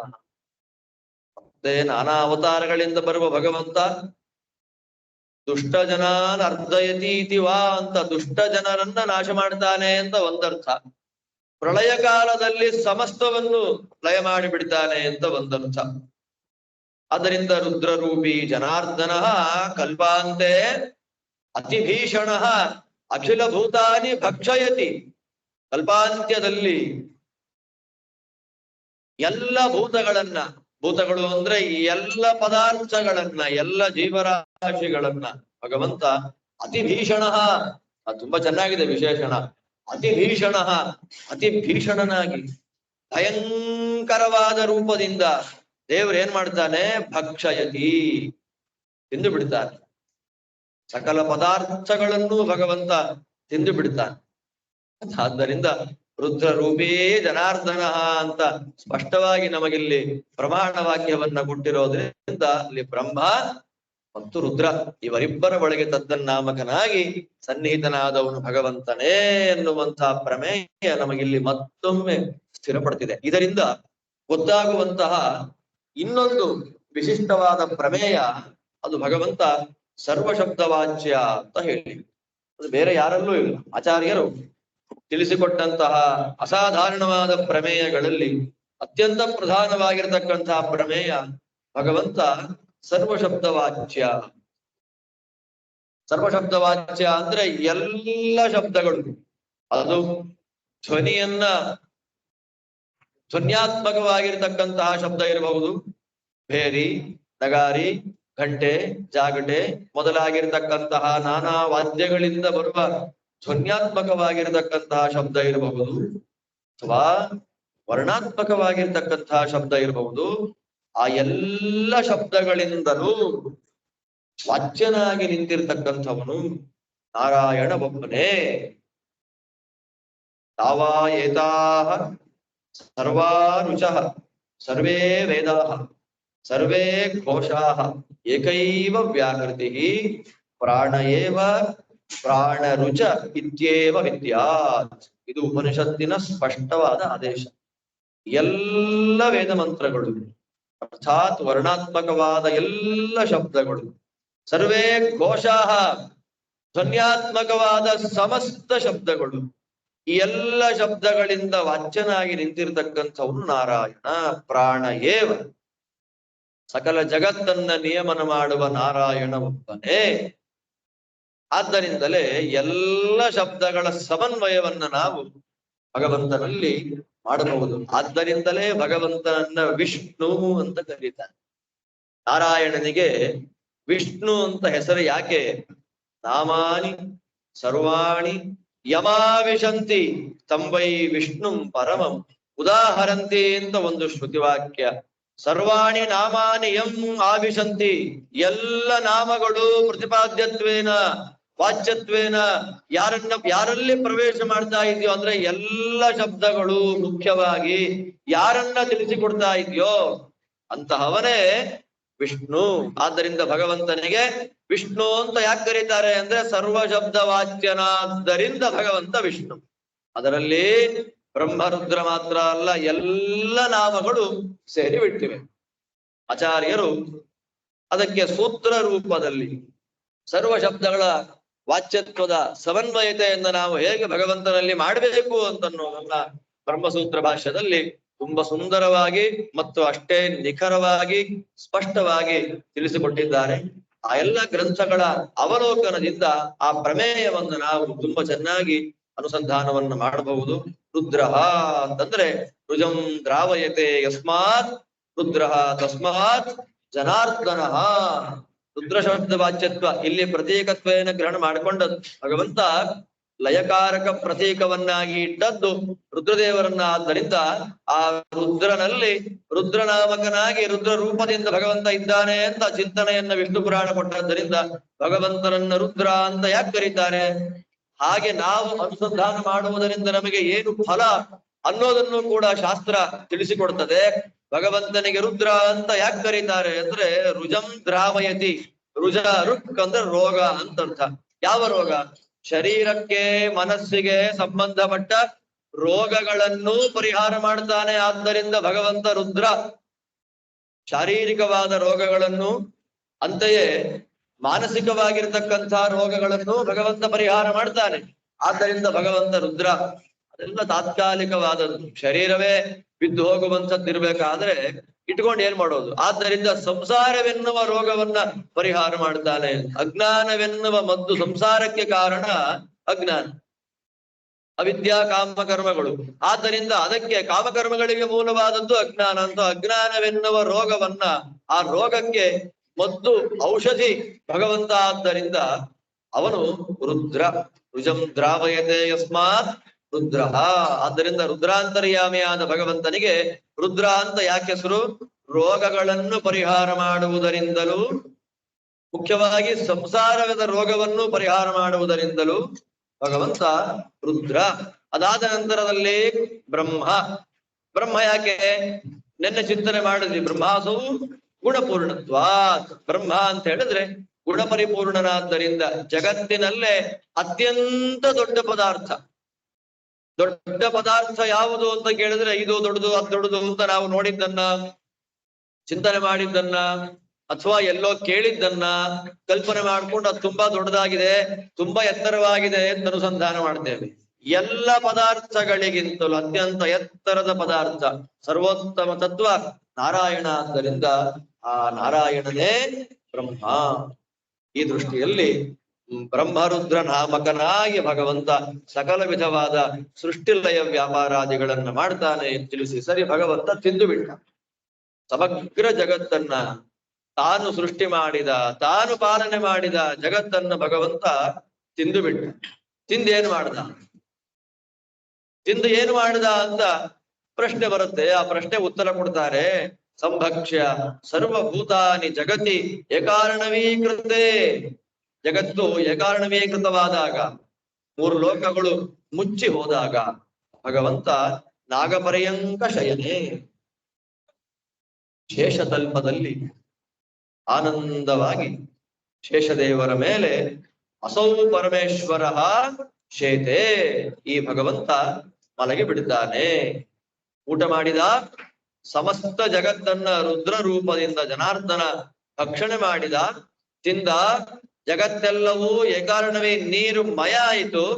ಆ ನೀರಿನ ಮೇಲೆ ಶೇಷ ಪರ್ಯಂಕ, ಶೇಷನ ಹಾಸಿಗೆಯನ್ನು ಮಾಡಿಕೊಂಡು ಅದರ ಮೇಲೆ ಪರಮೇಶ್ವರನಾಗಿರ್ತಕ್ಕಂಥ ನಾರಾಯಣ ಮಲಗಿ ಬಿಡ್ತಾನೆ. ಇದು ಭಗವಂತನ ವಿಚಿತ್ರವಾಗಿರತಕ್ಕಂತಹ ಸೃಷ್ಟಿ ಸ್ಥಿತ್ಯಾದಿಗಳ ವ್ಯಾಪಾರ. ತಾನೇ ಸೃಷ್ಟಿ ಮಾಡ್ತಾನೆ, ಸೃಷ್ಟಿ ಮಾಡಿದ್ದನ್ನ ತಾನೇ ಸ್ಥಿತಿ ಮಾಡ್ತಾನೆ, ತಾನು ಸ್ಥಿತಿ ಮಾಡಿದ್ದನ್ನ ತಾನೇ ಮತ್ತೆ ನುಂಗಿ ಬಿಡ್ತಾನೆ, ತಾನು ನುಂಗಿದ್ದನ್ನ ಮತ್ತೆ ಎದ್ದು ಪ್ರಬುದ್ಧಸ್ಯ ಪುನಃ ಸೃಷ್ಟಿಂ ಕರೋತಿ ಬ್ರಹ್ಮ ರೂಪದೃಕ್, ಮತ್ತೆ ಎದ್ದು ತಾನೇ ಸೃಷ್ಟಿಯನ್ನು. ಇದೊಂದು ಚಕ್ರ. ಜಗತ್ ಪ್ರವಾಹ ನಿತ್ಯೋಯಂ. ಈ ಜಗತ್ ಪ್ರವಾಹ ಅನಾದಿ ನಿತ್ಯವಾದದ್ದು. ಸೃಷ್ಟಿ ಮಾಡ್ತಾನೆ, ಲಯ ಮಾಡ್ತಾನೆ, ಸೃಷ್ಟಿ ಮಾಡ್ತಾನೆ, ಲಯ ಮಾಡ್ತಾನೆ, ಮಾಡ್ತಾ ಇರ್ತಾನೆ. ಆದ್ದರಿಂದ ಈ ಭಗವಂತನ ವಿಚಿತ್ರವಾದ ಜಗತ್ ಸರ್ಜನ ರೂಪವಾದ ಮಹಾಮಹಿಮೆಯನ್ನು, ಜಗತ್ತಿನ ಲಯವನ್ನ ಮಾಡುವವನು ಭಗವಂತನೇ ಎನ್ನುವ ಮಹಾಮಹಿಮೆಯನ್ನು ಅನುಸಂಧಾನ ಮಾಡುವಂತಹ ವ್ಯಕ್ತಿಗಳಿಗೆ ಯಾವ ರೀತಿಯಾಗಿರ್ತಕ್ಕಂಥ ನಾಶವು ಬರೋದಿಲ್ಲ ಅಂತ ಹೇಳಿ, ಯೋ ವೇದ ಸಂಹೃತಿ ಜ್ಞಾನಾತ್ ದೇಹ ಬಂಧಾತ್ ವಿಮುಚ್ಯತೆ ಸುಖ ಜ್ಞಾನಾದಿ ಕರ್ತೃತ್ವ ಜ್ಞಾನಾತ್ ತದ್ವ್ಯಕ್ತಿ ಮಾವ್ರಜೇತ್ ಎನ್ನುವುದಾಗಿ ಉಪನಿಷತ್ ಭಾಷ್ಯದಲ್ಲಿ ಆಚಾರ್ಯರು ತಿಳಿಸಿಕೊಟ್ಟಂತೆ ಭಗವಂತ ಸಂಹಾರಕರ್ತ, ಭಗವಂತ ಸಕಲ ಜಗತ್ತನ್ನು ಸಂಹಾರ ಮಾಡುವವನು ಅಂತ ನಾವು ಅನುಸಂಧಾನವನ್ನ ಮಾಡಿಬಿಟ್ರೆ ಯೋ ವೇದ ಸಂಹೃತಿ ಜ್ಞಾನಾತ್. ಯಾಕೆ ಮತ್ತೆ ಮತ್ತೆ ಉಪನಿಷತ್ತಿನಲ್ಲಿ ಈ ಚಿಂತನೆಯನ್ನ ಕೊಡ್ತಾರೆ? ಉಪನಿಷದಾದಿಗಳಲ್ಲಿ ಹೇಳಿದ ಈ ಅನುಸಂಧಾನವನ್ನ ಪುರಾಣದಲ್ಲಿ ಮತ್ತೆ ಮತ್ತೆ ಯಾಕೆ ಚಿಂತನೆಯನ್ನು ಮಾಡಿಕೊಡ್ತಾರೆ ಅಂದ್ರೆ ನಾವು ಕೇಳಬೇಕು, ಕೇಳ್ತಾಲೇ ಇರ್ಬೇಕು. ಆತ್ಮಸಾತ್ ಆಗುವವರೆಗೂ ಈ ತತ್ವಗಳ ಅನುಸಂಧಾನವನ್ನ ನಾವು ಮಾಡ್ತಾಲೇ ಇರ್ಬೇಕು. ಒಂದು ಜನ್ಮದಲ್ಲಿ ಒಂದು ಬಾರಿ ಕೇಳಿ ಮುಗಿಯುವಂತಹ ಚಿಂತನೆ ಅಲ್ಲ. ಕೇಳಿದ ಮಾತ್ರದಿಂದಲೇ ಅರ್ಥಾನುಸಂಧಾನಕ್ಕೆ ಒದಗುವುದಲ್ಲ, ಕೇಳಿದ ಮಾತ್ರದಿಂದಲೇ ಪರಿಪೂರ್ಣವಾಗಿ ಅರ್ಥವಾಯಿತು ಅಂತಲ್ಲ. ಆದ್ದರಿಂದ ಕೇಳಿದ ತತ್ವಗಳನ್ನ ಮತ್ತೆ ಮತ್ತೆ ಮತ್ತೆ ಮತ್ತೆ ದಾರ್ಢ್ಯಕ್ಕಾಗಿ ನಾವು ಶ್ರವಣ ಮಾಡ್ತಾ ಭಗವಂತನ ಈ ಅದ್ಭುತವಾದ ಕರ್ತೃತ್ವದ ಚಿಂತನೆಯನ್ನು ನಾವು ಮಾಡ್ಕೊಳ್ಬೇಕು. ಆದ್ದರಿಂದ ಭಗವಂತ ತಾನು ಸೃಷ್ಟಿ ಮಾಡ್ತಾನೆ ಅಂತ ಚಿಂತನೆಯನ್ನ ಮಾಡಿಕೊಂಡ್ರೆ ಸುಖ ಜ್ಞಾನಾದಿ ಕರ್ತೃತ್ವ ಜ್ಞಾನ, ಸುಖ ಜ್ಞಾನಾದಿಗಳಿಂದ ಕೂಡಿದ ಭಗವಂತ ಜಗತ್ತಿನ ಸೃಷ್ಟಿಯನ್ನ ಮಾಡ್ತಾನೆ ಅಂತ ಚಿಂತನೆಯನ್ನ ಮಾಡಿಕೊಂಡ್ರೆ ನಮಗೆ ಮೋಕ್ಷದಲ್ಲಿ ಸುಖ ಜ್ಞಾನಾದಿಗಳ ಅಭಿವ್ಯಕ್ತಿ ಆಗತ್ತೆ ಅಂತ ಫಲವನ್ನ ತಿಳಿಸಿಕೊಡ್ತಾ ಇದ್ದಾರೆ.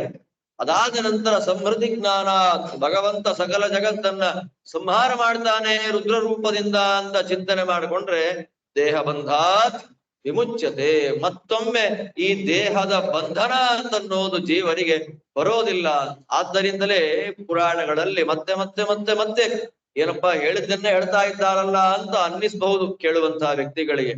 ಅದರ ಅಭ್ಯಾಸ ಅನ್ನೋದು ತಾತ್ಪರ್ಯ ನಿರ್ಣಾಯಕವಾದ ಲಿಂಗಗಳಲ್ಲಿ ಒಂದು ಅಭ್ಯಾಸ ಅಂತ ಇದೆ. ಮತ್ತೆ ಮತ್ತೆ ಹೇಳೋದು ಯಾಕೆ? ದಾರ್ಢ್ಯಕ್ಕಾಗಿ. ಅದನ್ನ ಕೇಳಬೇಕು, ಕೇಳ್ತಾಲೇ ಇರಬೇಕು ಅನ್ನುವ ದೃಷ್ಟಿಯಲ್ಲಿ. ಆದ್ದರಿಂದ ಭಗವಂತ ತಾನು 3 ರೂಪದಿಂದ, ಬ್ರಹ್ಮ ವಿಷ್ಣು ರುದ್ರ ರೂಪದಿಂದ ಜಗತ್ತಿನ ಸೃಷ್ಟಿ ಸ್ಥಿತಿ ಲಯಗಳನ್ನ ಮಾಡ್ತಾನೆ. ಸೃಷ್ಟಿ ಸ್ಥಿತ್ಯಂತ ಕರಣಿ ಬ್ರಹ್ಮ ವಿಷ್ಣು ಶಿವಾತ್ಮಿಕ ಸಸಂಜ್ಞಾಂ ಯಾತಿ ಭಗವಾನ್ ಏಕ ಏವ ಜನಾರ್ದನ. ಅದರಿಂದ ಅಲ್ಲಿ ಜನಾರ್ದನ ಅಂತಂದ್ರೆ ಸಮಸ್ತ ಜಗತ್ತನ್ನ ನಾಶ ಮಾಡುವವನು ಅಂತ ಅರ್ಥ. ಇಲ್ಲಿ ಜನಾರ್ದನ ಎನ್ನುವ ಶಬ್ದವನ್ನ ಹಾಕಿರೋದ್ರಿಂದ ಜನನಾರ್ದನ ಅಂತ, ದುಷ್ಟ ಜನಾರ್ದನ ಅಂತ ಅಲ್ಲಿ, ಸರ್ವ ಜನಾರ್ದನ ಅಂತ ಒಂದರ್ಥ. ಅವತಾರಗಳಲ್ಲಿ ಜನಾರ್ದನ ಅಂತ ಕರೆದ್ರೆ ದುಷ್ಟ ಜನಾರ್ದನ ಅಂತ ಅರ್ಥ. ದುಷ್ಟ ವ್ಯಕ್ತಿಗಳನ್ನ, ದುಷ್ಟ ಜನಗಳನ್ನ ಸಂಹಾರ ಮಾಡ್ತಾನೆ ಅಂತ ಅರ್ಥ. ಪ್ರಳಯ ಕಾಲದಲ್ಲಿ ಜನಾರ್ದನ ಅಂತಂದ್ರೆ ಸರ್ವ ಜನಾರ್ದನ ಅಂತ, ಎಲ್ಲ ರೀತಿಯಾದ ಜನಗಳನ್ನು ಮುಗಿಸಿ ಬಿಡ್ತಾನೆ ಅಂತ ಅರ್ಥ. ಮತ್ತೆ ಇಲ್ಲಿ ಜನಾರ್ದನ ಅಂತಂದ್ರೆ ಜನನಾರ್ದನ ಅಂತ. ಈ ರೀತಿಯಲ್ಲಿ ಭಗವಂತನ ಸೃಷ್ಟಿ ಸ್ಥಿತಿ ಲಯಗಳ ಕರ್ತೃತ್ವವನ್ನ ಅನುಸಂಧಾನ ಮಾಡಿಕೊಂಡ ವ್ಯಕ್ತಿಗಳಿಗೆ ಮತ್ತೆಂದು ಹುಟ್ಟೇ ಇರದಂತೆ ಲಿಂಗದೇಹವನ್ನ ಭಂಗ ಮಾಡಿಸುವುದರ ಮೂಲಕ ಮೋಕ್ಷವನ್ನ ಕೊಟ್ಟು ಬಿಡ್ತಾನೆ. ಆದ್ದರಿಂದ ಜನನಾರ್ದನನಾದ್ದರಿಂದ ಅವನು ಜನಾರ್ದನ ಅಂತ ನಾವು ಚಿಂತನೆಯನ್ನ ಮಾಡಬಹುದಾಗಿದೆ. ಈ ರೀತಿಯಲ್ಲಿ ಭಗವಂತ ಪರಮಾದ್ಭುತವಾಗಿರತಕ್ಕ ತನ್ನ ಸೃಷ್ಟಿಯನ್ನ ಮಾಡ್ತಾ ಇದ್ದಾನೆ. ವಿಷ್ಣು ವರಿಷ್ಠ ವರದಃ ವರೇಣ್ಯ, ಇಂತಹ ಸರ್ವಸ್ವಾಮಿಯಾಗಿರತಕ್ಕಂತಹ ಶ್ರೀ ವಿಷ್ಣು ಬ್ರಹ್ಮಾಂಡದ ಸೃಷ್ಟಿಯನ್ನ ಈ ಪ್ರಕಾರದಲ್ಲಿ ಮಾಡ್ತಾ ಇದ್ದಾನೆ ಅಂತ ತಿಳಿಸಿಕೊಟ್ಟ ಮೇಲೆ ಮೈತ್ರೇಯರು ಕೇಳ್ತಾರಲ್ಲ, ಸ್ವಾಮಿ ರಜೋಗುಣವನ್ನ ಆಶ್ರಯ ಮಾಡಿಕೊಂಡು ಬ್ರಹ್ಮರೂಪದಿಂದ, ಸತ್ವಗುಣವನ್ನ ಆಶ್ರಯ ಮಾಡಿಕೊಂಡು ವಿಷ್ಣು ರೂಪದಿಂದ, ಅದೇ ರೀತಿಯಲ್ಲೇ ತಮೋ ಗುಣವನ್ನ ಆಶ್ರಯ ಮಾಡಿಕೊಂಡು ರುದ್ರ ರೂಪದಿಂದ ಸೃಷ್ಟಿ ಸ್ಥಿತಿ ಲಯಗಳನ್ನ ಮಾಡ್ತಾನೆ ಅಂತ ನೀವು ಹೇಳಿದ್ರಿ. ನನಗೊಂದು ಪ್ರಶ್ನೆ ಬಂದಿದೆ ಇಲ್ಲಿ. ಸತ್ವಗುಣದಿಂದ ಕೂಡಿ ಭಗವಂತ ಸ್ಥಿತಿಕರ್ತೃ ಆಗ್ತಾನೆ, ಆದ್ದರಿಂದ ಭಗವಂತ ಸತ್ವಗುಣ ಸಂಪನ್ನ. ರಜೋಗುಣವನ್ನ ಆಶ್ರಯ ಮಾಡಿಕೊಂಡು ಸೃಷ್ಟಿ ಮಾಡ್ತಾನೆ, ಆದ್ದರಿಂದ ರಜೋಗುಣ ಸಂಪನ್ನ. ತಮೋ ಗುಣವನ್ನ ಆಶ್ರಯ ಮಾಡಿಕೊಂಡು ಲಯವನ್ನ ಮಾಡ್ತಾನೆ, ಆದ್ದರಿಂದ ಭಗವಂತ ತಮೋ ಗುಣ ಸಂಪನ್ನ. ಆದ್ದರಿಂದ 3 ಗುಣಗಳು ಭಗವಂತನಲ್ಲೇ ಬಂತಲ್ಲ, ಆದ್ದರಿಂದ ಅವನನ್ನ ಗುಣಾತೀತ ಅಂತ ಹೇಗೆ ಚಿಂತನೆಯನ್ನ ಮಾಡೋದು? ಅದು ಪ್ರಶ್ನೆ ಬಂತವರಿಗೆ. ನಿರ್ಗುಣಸ್ಯ ಅಪ್ರಮೇಯಸ್ಯ ಶುದ್ಧಸ್ಯಾಪಿ ಅಮಲಾತ್ಮನಃ ಕಥಂ ಸರ್ಗಾದಿ ಕರ್ತೃತ್ವಂ ಬ್ರಹ್ಮಣೋ ಅಭ್ಯುಪಪದ್ಯತೆ.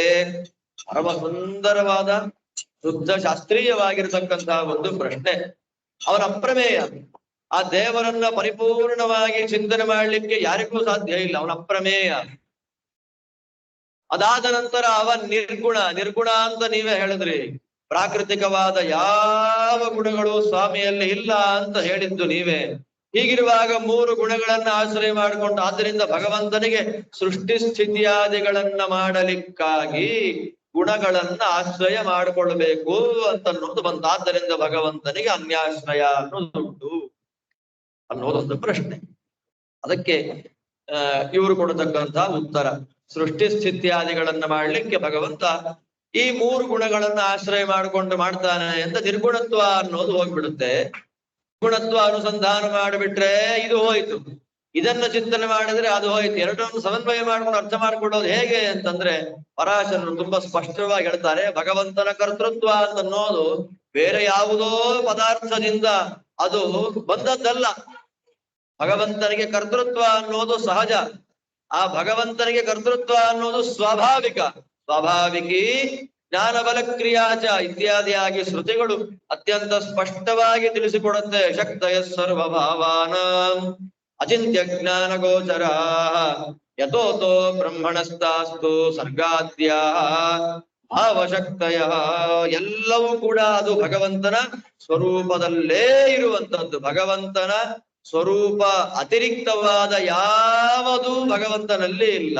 ಇಚ್ಛಾಶಕ್ತಿ, ಜ್ಞಾನಶಕ್ತಿ, ಕ್ರಿಯಾಶಕ್ತಿ ರೀತಿ ತ್ರಿಧಾ ಶಕ್ತಿ ಶಕ್ತಿಮತೋಶ್ಚಾಪಿ ನ ಭೇದ ಕಶ್ಚನೇಶ್ಯತೆ ಎಂಬುದಾಗಿ ಪ್ರಮಾಣ ಅತ್ಯಂತ ಸ್ಪಷ್ಟವಾಗಿ ತಿಳಿಸಿರೋದ್ರಿಂದ ಭಗವಂತನ ಇಚ್ಛಾ ಅನ್ನುವ ಒಂದು ಶಕ್ತಿ ಇರಬಹುದು, ಭಗವಂತನ ಜ್ಞಾನ ಅನ್ನುವ ಒಂದು ಶಕ್ತಿ ಇರಬಹುದು, ಭಗವಂತನ ಕ್ರಿಯಾ ಅನ್ನುವ ಶಕ್ತಿ ಇರಬಹುದು. ಎಲ್ಲವೂ ಕೂಡ ಭಗವಂತನ ಸ್ವರೂಪಭೂತವಾದದ್ದೇ ಹೊರತು ಭಗವತ್ ಸ್ವರೂಪಕ್ಕಿಂತ ಬೇರೆಯಾದದ್ದು ಭಗವಂತನಲ್ಲಿ ಯಾವುದೂ ಇಲ್ಲ. ಉಷ್ಣತೆ ಅಂತನ್ನೋದು, ಬಿಸಿ ಅಂತನ್ನೋದು ಅಗ್ನಿಯ ಸ್ವಭಾವ. ಪಾವಕಸ್ಯ ಯಥಾ ಉಷ್ಣತಾ, ಬಿಸಿ ಅನ್ನೋದು ಅಗ್ನಿಗೆ ಬೇರೆ ಎಲ್ಲಿಂದನೋ ಬಂತು ಅಂತ ನಾವು ಹೇಳಲಿಕ್ಕೆ ಆಗೋದಿಲ್ಲ. ಬಿಸಿ ಉಷ್ಣತೆ ಅನ್ನೋದು ಹೇಗೆ ಅಗ್ನಿಯ ಸ್ವಭಾವವೋ, ಇದು ನಮಗೆ ಭಗವಂತನ ಶಕ್ತಿಗಳು ಸ್ವರೂಪಭೂತವಾದದ್ದು ಅನ್ನೋದನ್ನ ತೋರಿಸಿಕೊಡ್ಲಿಕ್ಕಾಗಿ ಪುರಾಣ ಕೊಟ್ಟ ಉದಾಹರಣೆ. ಉಷ್ಣತಾ ಅಂತನ್ನೋದು ಹೇಗೆ ಅಗ್ನಿಯ ಸ್ವಭಾವವೋ, ಅಗ್ನಿ ಇದೆ, ನಮ್ಮನೇಲಿರುವಂತ ಅಗ್ನಿ ಬಿಸಿ ಇಲ್ಲ, ಬೇರೆ ಎಲ್ಲಿ ಹೋಗ್ಬಿಟ್ರೆ ಅಗ್ನಿ ಬಿಸಿ ಆಗ್ಬಿಡುತ್ತೆ ಅಂತ ಇಲ್ಲ. ಅದು ಎಲ್ಲೇ ಇರ್ಲಿ, ಅಗ್ನಿಯ ಸ್ವಭಾವ, ಅಗ್ನಿಯ ನೈಜ ಅದು ಉಷ್ಣತೆ ಬಿಸಿ. ಹಾಗೆ ಭಗವಂತನ ಸ್ವಭಾವ ಸೃಷ್ಟಿ ಸ್ಥಿತಿ ಲಯಾದಿಗಳನ್ನ ಮಾಡುವಂಥದ್ದು. ಈ ಹಿನ್ನೆಲೆಯಲ್ಲಿ ಭಗವಂತ ಬ್ರಹ್ಮರೂಪದಿಂದ ಏನು ಸೃಷ್ಟಿ ಮಾಡಿದ ಅಂತನ್ನೋದನ್ನ ನಾನು ಹೇಳ್ತಾ ಇದ್ದೇನೆ. ತನ್ನಿಬೋಧ ಯಥಾ ಸರ್ಗೇ ಭಗವಾನ್ ಸಂಪ್ರವರ್ತತೆ ನಾರಾಯಣಾಖ್ಯೋ ಭಗವಾನ್ ಬ್ರಹ್ಮ ಲೋಕಪಿತಾಮಹ ಉತ್ಪನ್ನ ಪ್ರೋಚ್ಯತೆ ವಿದ್ವನ್ ನಿತ್ಯ ಏವೋಪಚಾರತಃ. ನೋಡಿ, ಇಲ್ಲಿ ಮತ್ತೆ ಮತ್ತೆ ಇದನ್ನ ನಾವು ಕೇಳಲೇಬೇಕು, ಚಿಂತನೆ ಮಾಡಲೇಬೇಕು. ಆದ್ದರಿಂದ ಭಗವಂತನ ಈ ಸರ್ವೋತ್ತಮತ್ವಾನುಸಂಧಾನವನ್ನ ಕೇವಲ ಸುಮ್ಮನೆ ಹೇಳಿ ಮುಂದೆ ಹೋಗೋದಲ್ಲ, ವಿಷಯವನ್ನ ತಿಳಿಸಿ ಅದನ್ನ ದೃಢಪಡಿಸಲಿಕ್ಕಾಗಿ ಮತ್ತೊಂದು ಪ್ರಮಾಣ ವಾಕ್ಯವನ್ನ ಹಾಕಿ ಮುಂದೆ ಹೋಗ್ತಾರೆ ಪರಾಶರರು. ಹೇಳ್ಬೇಕಿದನ್ನ ವಿಶಿಷ್ಟವಾಗಿ ವಿಶೇಷವಾಗಿ ನಾವಿದನ್ನ ಶ್ರವಣ ಮಾಡ್ಲೇಬೇಕು ಅಂತ ಅನ್ನೋದು ಮಹಾ ತಾತ್ಪರ್ಯವಾದ್ದರಿಂದ ನಾರಾಯಣನೇ ಬ್ರಹ್ಮನಲ್ಲಿ ಬ್ರಹ್ಮರೂಪದಿಂದ ಇದ್ದು ಯಾವ ರೀತಿಯಲ್ಲಿ ಇರ್ತಾರೆ ಅನ್ನೋದನ್ನ ಮತ್ತೊಮ್ಮೆ ಹೇಳ್ತಾರೆ. ಬ್ರಹ್ಮನ ಆಯುರ್ಮಾನ 100 ವರ್ಷ ಅಂತ ಹೇಳೋದು. 31,104,000 ಕೋಟಿ ವರ್ಷ ನಮ್ಮ ಲೆಕ್ಕದಲ್ಲಿ ಚತುರ್ಮುಖ ಬ್ರಹ್ಮದೇವರ ಆಯಸ್ಸು. ಅದನ್ನ ಪರಕಾಲ ಅಂತ ಕರೀತಾರೆ. ಅದರಲ್ಲಿ ಮೊದಲ ಪರಾರ್ಧ, ಎರಡನೆಯ ಪರಾರ್ಧ ಅಂತ ಹೇಳಿ ಒಟ್ಟು 100 ವರ್ಷವನ್ನ ಒಂದು 50 ಭಾಗ, ಮತ್ತೊಂದು ಮೊದಲು 50 ವರ್ಷ ಮತ್ತೆ 50 ವರ್ಷ ಅಂತ 2 ಭಾಗವನ್ನ ಅಲ್ಲಿ ತಿಳಿಸಿಕೊಡ್ತಾ ಇದ್ದ. ಪರಾಖ್ಯಂ ತದರ್ಧಂಚ ಪರಾರ್ಧಂ ಅಭಿಧೀಯತೆ ಅಂತ ಹೇಳಿ ಪರಕಾಲವನ್ನ ಪ್ರಥಮ ಪರಾರ್ಧ, ದ್ವಿತೀಯ ಪರಾರ್ಧ ಅಂತ 2 ಭಾಗವನ್ನಾಗಿ ಮಾಡಿಕೊಟ್ಟಿದ್ದಾರೆ. ಆ ಬ್ರಹ್ಮದೇವರ ಆಯುರ್ಮಾನವನ್ನ ಕಾಲರೂಪನಾದ ಭಗವಂತನ ಕಾಲ ನಿಯಾಮಕತ್ವವನ್ನ, ಕಾಲ ಭಗವಂತ ಕಾಲ, ಅವನ ಕಾಲ ನಿಯಾಮಕತ್ವವನ್ನ ಇಲ್ಲಿ ತಿಳಿಸಿಕೊಡ್ತಾ ಇದ್ದಾರೆ. ಅದನ್ನ ಬೇರೆ ಯಾರಿಗೂ ಕೂಡ ಅನುಸಂಧಾನ ಮಾಡಲಿಕ್ಕೆ ಬಹಳ ಕಷ್ಟವಾದ ವಿಷಯ. ಅದನ್ನ ಪರಾಶರರು ಮೈತ್ರೇಯನಿಗೆ ತುಂಬಾ ಸುಲಭವಾಗಿ ಅರ್ಥ ಮಾಡುವಂತೆ ಪರಕಾಲದವರೆಗಿನ ಒಂದು ಲೆಕ್ಕವನ್ನ ನಮಗಿಲ್ಲಿ ತಿಳಿಸಿಕೊಡ್ತಾ ಇದ್ದಾರೆ. ಅದನ್ನ ಸಂಗ್ರಹ ರೂಪದಿಂದ ಭಗವಂತನಿಗೆ ಒಪ್ಪಿಸೋದಾದ್ರೆ ಕಾಷ್ಠಾಹ ಪಂಚದಶಾಖ್ಯಾತಾಹ ನಿಮೇಷಾಹ ಮುನಿಸತ್ತಮ. ನಿಮಿಷ, ಕಾಷ್ಠ, ಕಲಾ, ಮುಹೂರ್ತ, ಅಹೋರಾತ್ರ, ಪಕ್ಷ, ಮಾಸ, ಅಯನ, ಸಂವತ್ಸರ, ಹೀಗೆಲ್ಲ ನಾವು ಕಾಲದ ವಿಭಾಗಗಳನ್ನ ನೋಡ್ತಾ ಇದ್ದೇವೆ.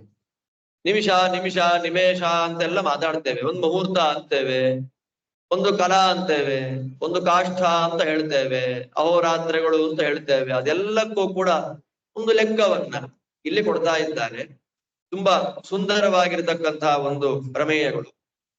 ಕಾಷ್ಠಾಹ ಪಂಚದಶಾಖ್ಯಾತಾಹ ನಿಮೇಷಾಹ. ಮನುಷ್ಯ ತನ್ನ ಕಣ್ಣಿನ ರೆಪ್ಪೆಯನ್ನ ಒಂದು ಬಾರಿ ಮುಚ್ಚಿ ಬಿಡುವಂಥದ್ದು. ಮನುಷ್ಯ ತನ್ನ ಕಣ್ಣು ರೆಪ್ಪೆಯನ್ನ ಒಂದು ಬಾರಿ ಮುಚ್ಚಿ ಬಿಡುವಂತಹ ಒಂದು ಕಾಲ ಏನಿದೆ, ಆ ಕಾಲವನ್ನ ನಿಮೇಷ ಅಂತ ಕರೀತಾರೆ. ಕಣ್ಣು ರೆಪ್ಪೆಯನ್ನ ಒಂದು ಬಾರಿ ಮುಚ್ಚಿ ಬಿಡುವುದಕ್ಕೆ ನಿಮೇಷ ಅಂತ ಕರೀತಾರೆ. ಆ ರೀತಿಯ 15 ಬಾರಿ ಕಣ್ಣು ರೆಪ್ಪೆಯನ್ನ ಮುಚ್ಚಿ ಬಿಡೋದು ಮಾಡಿದಾಗ 15 ಬಾರಿ ಅದನ್ನ ಮಾಡಿದಾಗ ಅದೊಂದು ಕಾಲ ಆಯಿತು. ಆ ಕಾಲಕ್ಕೆ ಕಾಷ್ಠ ಅಂತ ಕರೀತಾರೆ. 15 ಬಾರಿ ಕಣ್ಣು ರೆಪ್ಪೆಯನ್ನ ಮುಚ್ಚೋದು ಬಿಡೋದು ಮಾಡಿದಾಗ ಆ ಕಾಲವನ್ನ ಕಾಷ್ಠ ಅಂತ ಕರೀತಾರೆ. ಆ ರೀತಿಯ 30 ಕಾಷ್ಠವನ್ನ ಒಂದು ಕಲಾ ಅಂತ ಕರೀತಾರೆ.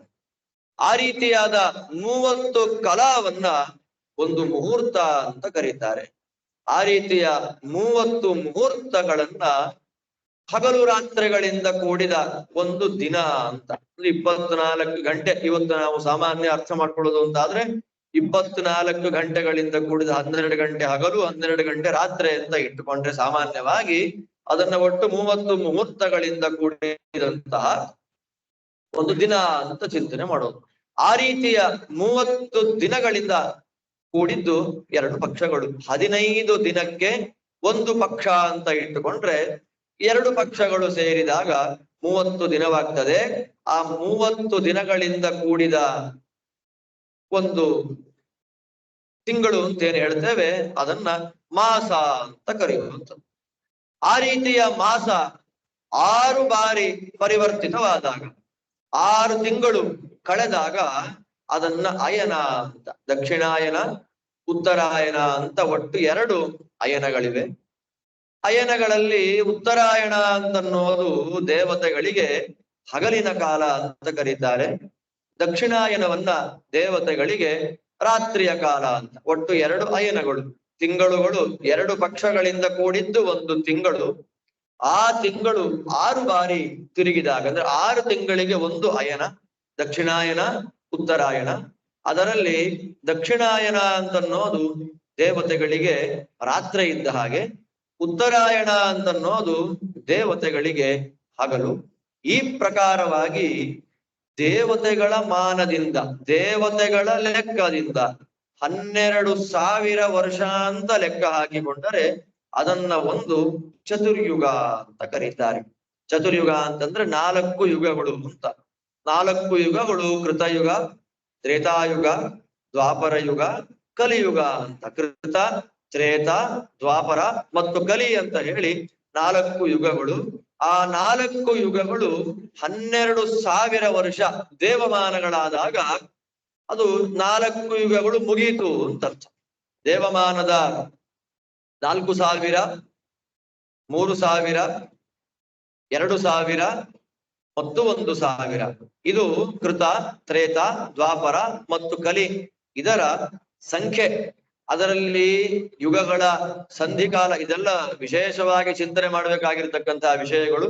ಇದರಲ್ಲಿ ಸಂಧಿಕಾಲ ಅಂತ ಬರ್ತದೆ, ಸಂಧ್ಯಾಂಶ ಕಾಲ ಅಂತ ಬರ್ತದೆ, ಸಂಧಿಕಾಲ, ಸಂಧ್ಯಾಂಶ ಕಾಲ, ಇದೆಲ್ಲವನ್ನ ಒಟ್ಟಿಗೆ ಲೆಕ್ಕ ಹಾಕಿಕೊಂಡರೆ ಒಟ್ಟು 12,000, ಸಾಧಾರಣವಾಗಿ 12,000 ದೇವಮಾನದ ವರ್ಷ ಅಂತ ಕರೀತಾ ಇದ್ದಾರೆ. ಇಂತಹ ಚತುರ್ಯುಗಗಳು ಕೃತ, ತ್ರೇತ, ದ್ವಾಪರ ಮತ್ತು ಕಲಿಯುಗಗಳು 1000 ಬಾರಿ ತಿರುಗಿದಾಗ, ಕೃತತ್ರೇತ, ದ್ವಾಪರ ಮತ್ತು ಕಲಿಯುಗಗಳು 1000 ಬಾರಿ ಮುಗಿದಾಗ ಚತುರ್ಮುಖ ಬ್ರಹ್ಮದೇವರಿಗೆ ಒಂದು ಹಗಲು ಮುಗಿತು ಅಂತ ಅರ್ಥ.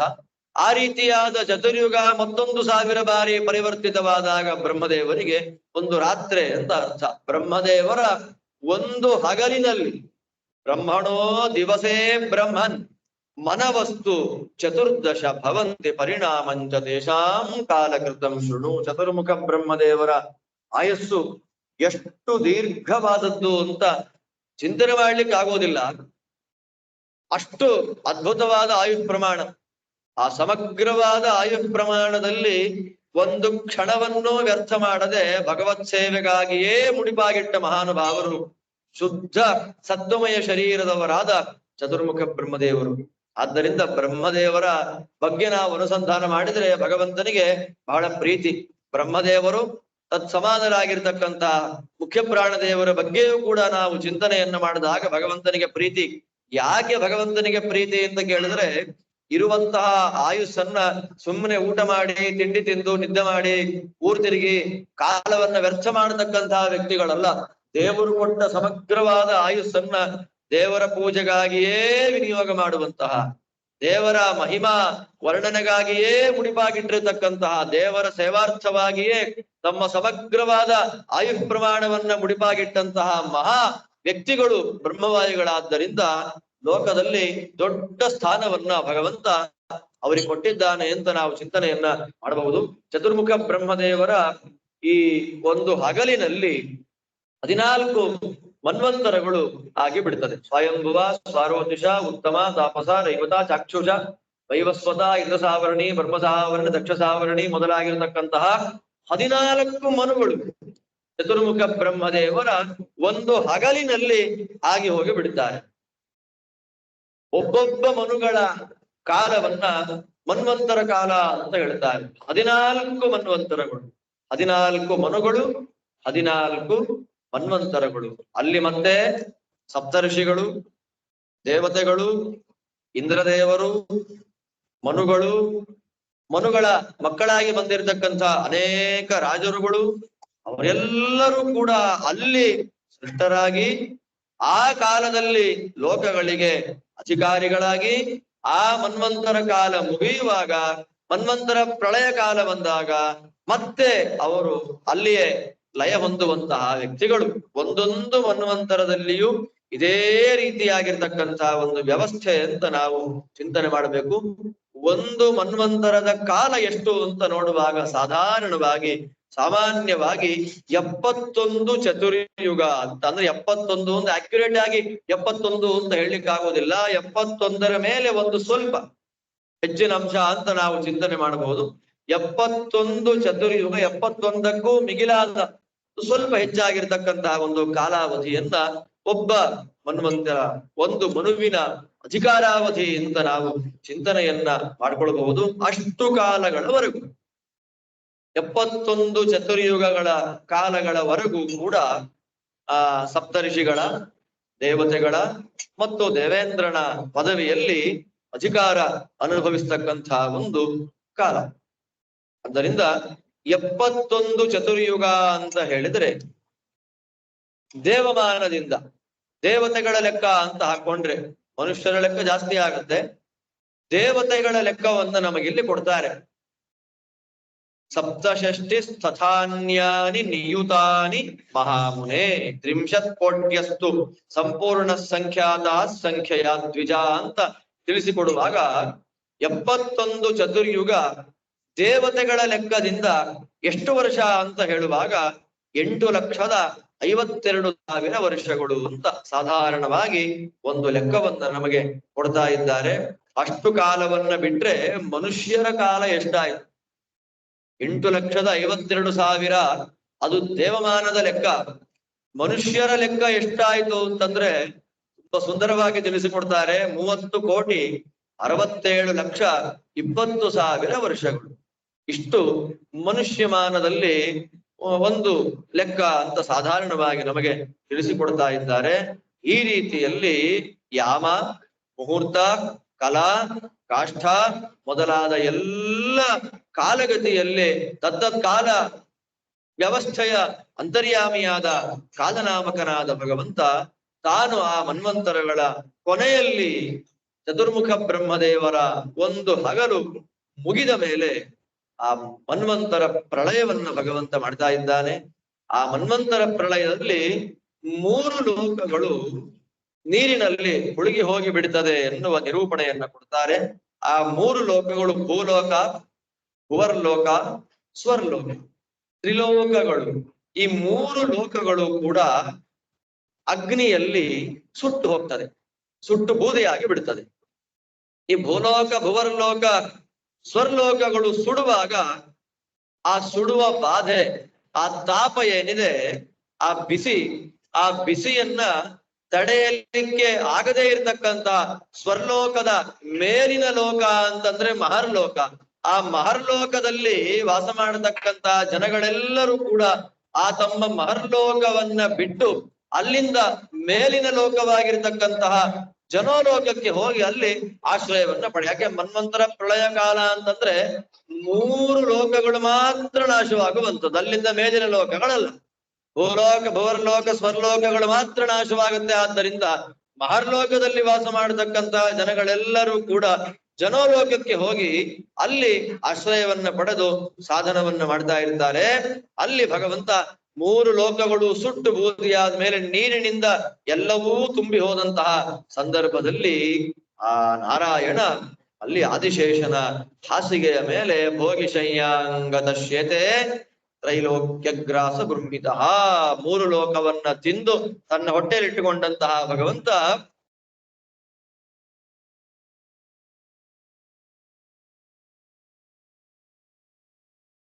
ಏನ್ ಮಾಡ್ತಾನೆ ಅಂತಂದ್ರೆ, ಅವನನ್ನ ಯಾರು ಚಿಂತನೆ ಮಾಡ್ತಾರೆ ಅಂತಂದ್ರೆ, ಎಷ್ಟು ಸುಂದರವಾದ ಪರಿಕಲ್ಪನೆ ಶಾಸ್ತ್ರ ಕೊಡುತ್ತೆ. ಜನಸ್ಥೈ ಯೋಗಿಭಿರ್ದೇವ ಚಿಂತ್ಯಮಾನಃ. ಜನೋಲೋಕದಲ್ಲಿ ವಾಸ ಮಾಡತಕ್ಕಂತ ಯೋಗಿಗಳು, ಅವರ ಭಾಗ್ಯ ತುಂಬಾ ದೊಡ್ಡದ್ದು.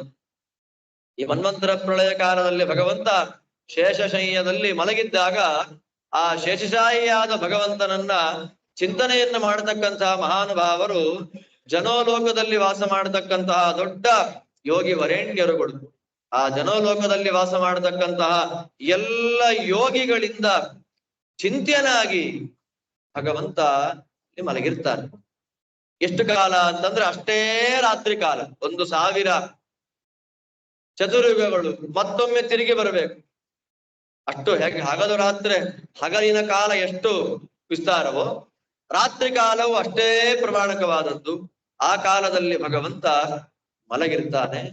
ಮತ್ತೆ ಅಲ್ಲಿಂದ ಮುಂದೆ 100 ವರ್ಷ ಚತುರ್ಮುಖ ಬ್ರಹ್ಮದೇವರ ಆಯಸ್ಸು ಹೀಗೆ ಹಗಲು ರಾತ್ರೆ, ಹಗಲು ರಾತ್ರೆ, ಹಗಲು ರಾತ್ರೆಗಳು ಅಂತ ಈ ಪ್ರಕಾರವಾಗಿ ಚತುರ್ಮುಖ ಬ್ರಹ್ಮದೇವರ 100 ವರ್ಷ ಆಯಸ್ಸು. ಅದನ್ನ ಪರಮಾಯುಹು ಮಹಾತ್ಮನಃ ಅಂತ ಏವಂಚ ಬ್ರಹ್ಮಣೋ ವರ್ಷಂ ಏವಂ ವರ್ಷ ಶತಂತು ಯತ್ ತತ್ ಶತಂ ಹಿತಸ್ಯ ವರ್ಷಾಣ ಪರಮಾಯುಹು ಮಹಾತ್ಮನಃ. ಮಹಾನುಭಾವನಾಗಿರ್ತಕ್ಕಂತಹ ಚತುರ್ಮುಖನ ಆಯಸ್ಸು ಇಷ್ಟು ಅದ್ಭುತವಾದದ್ದು. ಒಂದು ದಿನದ ಚಿಂತನೆಯನ್ನೇ ಇಷ್ಟು ವಿಸ್ತೃತವಾಗಿ ಕೊಡ್ತಾರೆ ಅಂದ ಮೇಲೆ, ಒಂದು ದಿನ ಈ ರೀತಿಯಲ್ಲಿ ಒಂದು ಪಕ್ಷ, ಈ ರೀತಿಯಲ್ಲಿ ಒಂದು ಮಾಸ, ಈ ರೀತಿಯಲ್ಲಿ ಅಯನ, ಈ ರೀತಿಯಲ್ಲಿ ಸಂವತ್ಸರ, ಈ ರೀತಿಯಲ್ಲಿ 100 ವರ್ಷ, ಈ ಪ್ರಕಾರವಾದ 100 ವರ್ಷವನ್ನ ಪರ ಅಂತ ಕರೀತಾ ಇದ್ದಾರೆ. ಇಂತಹ ಪರಕಾಲದಷ್ಟು ವಿಸ್ತೃತವಾದಂತಹ ಆಯುಸ್ಸಿನಲ್ಲಿ ಜೀವಿಸಿದ ಚತುರ್ಮುಖ ಬ್ರಹ್ಮದೇವರು ಎಲ್ಲಿಯೂ ಕೂಡ, ಅಷ್ಟು ದೀರ್ಘವಾದ ಆಯುಸ್ಸಿನಲ್ಲಿಯೂ ಕೂಡ ಅದೇ ಒಂದು ಕ್ಷಣವು ಭಗವಂತನ ವಿರೋಧವಾಗಿ ಹೋದ್ರು, ಭಗವಂತನ ವಿರುದ್ಧವಾಗಿ ನಡೆದ್ರು ಅಂತ ಹೇಳಿ ಎಲ್ಲೂ ಇಲ್ಲ. ಅಷ್ಟು ಸತ್ವ ಮಹಾಸತ್ವ ಶುದ್ಧ ಸತ್ವ ಚತುರ್ಮುಖ ಅಂತ ಹೇಳಿ ಚತುರ್ಮುಖ ಬ್ರಹ್ಮದೇವರ ವೈಭವ ಎಲ್ಲಿಯೂ ಹುಡುಕಿದ್ರೂ ಕೂಡ ನಮಗಿರುವಂತಹ ಅತ್ಯಂತ ಅಲ್ಪವಾದ ಆಯಸ್ಸಿನಲ್ಲಿ ನಿದ್ರೆಯಲ್ಲೇ ರಾತ್ರಿ ಕಳೆದು ಬಿಡ್ತೇವೆ. ನಿದ್ರೆಯ ಹ್ರಿಯತೆ ನಕ್ತಂ. ಒಳ್ಳೆ ವಯಸ್ಸು ಬಂದಾಗ ಸುಖವನ್ನ ಅನುಭವಿಸುವಂತಹ ದೃಷ್ಟಿಯಲ್ಲಿ ವಯಸ್ಸು ಹೋಗಿಬಿಡುತ್ತೆ. ಹಗಲು ಹೊತ್ತಿನಲ್ಲಿ ಹಣ ಸಂಪಾದನೆಯನ್ನು ಮಾಡುವಂತಹ ದೃಷ್ಟಿಯಲ್ಲಿ ಹಗಲು ಹೋಗಿಬಿಡುತ್ತೆ.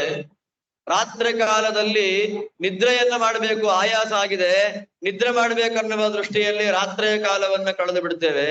ನಮಗೋಸ್ಕರವಾಗಿ, ದೇಹವನ್ನು ಕಾಪಾಡಿಕೊಳ್ಳಿಕ್ಕೋಸ್ಕರವಾಗಿ, ಮಕ್ಕಳಿಗೋಸ್ಕರವಾಗಿ, ಸಂಸಾರಕ್ಕೋಸ್ಕರವಾಗಿ ಇಡೀ ಜೀವನವನ್ನೇ ಭಗವದ್ ವಿಮುಖರಾಗಿ ಕಳೆಯತಕ್ಕಂತಹ ವ್ಯಕ್ತಿಗಳಿರುವಾಗ, ಅಲ್ಲಿಯೂ ಕೆಲವು ಸಾತ್ವಿಕ ಜೀವರುಗಳು ಸಾಧನೆಯನ್ನು ಮಾಡಿಕೊಳ್ಳುವುದು ಹೇಗೆ ಎನ್ನುವಂತಹ ಪ್ರಶ್ನೆಯನ್ನ ಇಟ್ಟುಕೊಂಡವರಿಗೆ, ಸಂಸಾರದಲ್ಲಿ ಸಾಧನೆಯನ್ನ ಮಾಡುವುದು ಹೇಗೆ ಎನ್ನುವಂತಹ ಪ್ರಶ್ನೆ ಬಂದವರಿಗೆ, ಬ್ರಹ್ಮಾಂಡವನ್ನೇ ತಮ್ಮ ಸಂಸಾರವನ್ನಾಗಿ ಮಾಡಿಕೊಂಡ ಚತುರ್ಮುಖ ಬ್ರಹ್ಮದೇವರು ರೋಲ್ ಮಾಡೆಲ್ ಆಗಿರ್ಬೇಕು. ಅವರಿಗಿರುವಷ್ಟು ಕೆಲಸ ಇನ್ಯಾರಿಗಿದೆ? ಸಮಗ್ರ ಜಗತ್ತನ್ನ ನಿಯಮನ ಮಾಡುವಂತಹ ದೊಡ್ಡ ಜವಾಬ್ದಾರಿ ಅಂತಹ ಚತುರ್ಮುಖ ಬ್ರಹ್ಮದೇವರು ಆ ದೊಡ್ಡ ಜವಾಬ್ದಾರಿ ಇದ್ರೂ ಕೂಡ ಒಂದರೆ ಕ್ಷಣವು ಭಗವಂತನ ವಿಷಯದಲ್ಲಿ ವಿಮುಖರಾಗಿ ಬಂದದ್ದಿಲ್ಲ.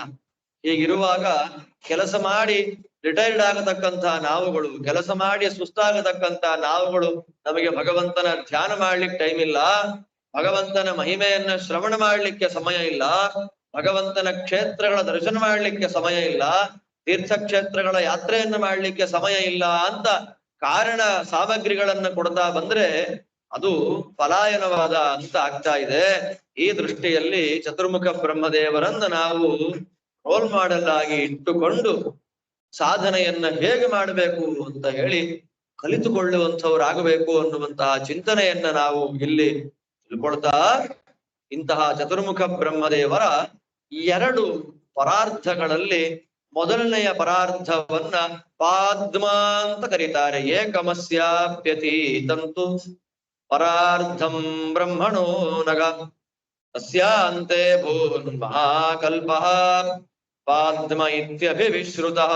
ಚತುರ್ಮುಖ ಬ್ರಹ್ಮದೇವರ ಮನುಷ್ಯಮಾನದ ಲೆಕ್ಕದಲ್ಲಿ 31,104 ಕೋಟಿ ವರ್ಷ, ಅಷ್ಟು ದೀರ್ಘವಾಗಿರತಕ್ಕ ಆಯಸ್ಸಿನಲ್ಲಿ ಅರ್ಧ 50 ವರ್ಷಗಳು ಕಳೆದಿವೆ. ಚತುರ್ಮುಖ ಬ್ರಹ್ಮದೇವರ 50 ವರ್ಷಕ್ಕೆ ಒಂದು ಹೆಸರು. ಆ 50 ವರ್ಷವನ್ನ ಹೇಗೆ ಚಿಂತನೆ ಮಾಡಬಹುದು ಅಂತಂದ್ರೆ ಪಾದ್ಮ, ಅದನ್ನ ಪಾದ್ಮಕಲ್ಪ ಅಂತ ಕರೀತಾ ಇದ್ದಾರೆ.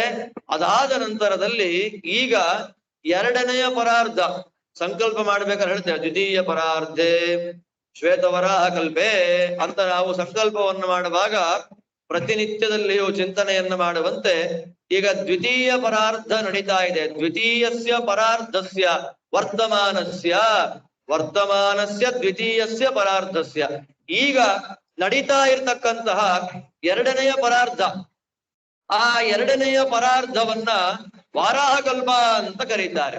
ಶ್ವೇತ ವರಾಹ ಕಲ್ಪ ಅಂತ ಅದನ್ನ ಹೇಗ್ ಕರಿತಾ ಇದ್ದೇವೆ?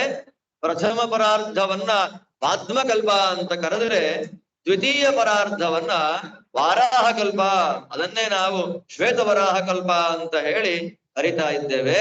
ಅಂತಹ ದ್ವಿತೀಯ ಪರಾರ್ಧದಲ್ಲಿ ಈಗ ಚತುರ್ಮುಖ ಬ್ರಹ್ಮದೇವರ ಆಯುಸ್ಸು ಅಂತನ್ನೋದು ನಡೀತಾ ಇದೆ ಎಂಬುದಾಗಿ ಪರಾಶರರು ಮೈತ್ರೇಯರಿಗೆ ಸೃಷ್ಟಿಯ ಅದ್ಭುತವಾದ ಒಳ ಸುಳುವುಗಳನ್ನ, ಒಳನೋಟಗಳನ್ನ ಕೊಟ್ಟಾಗ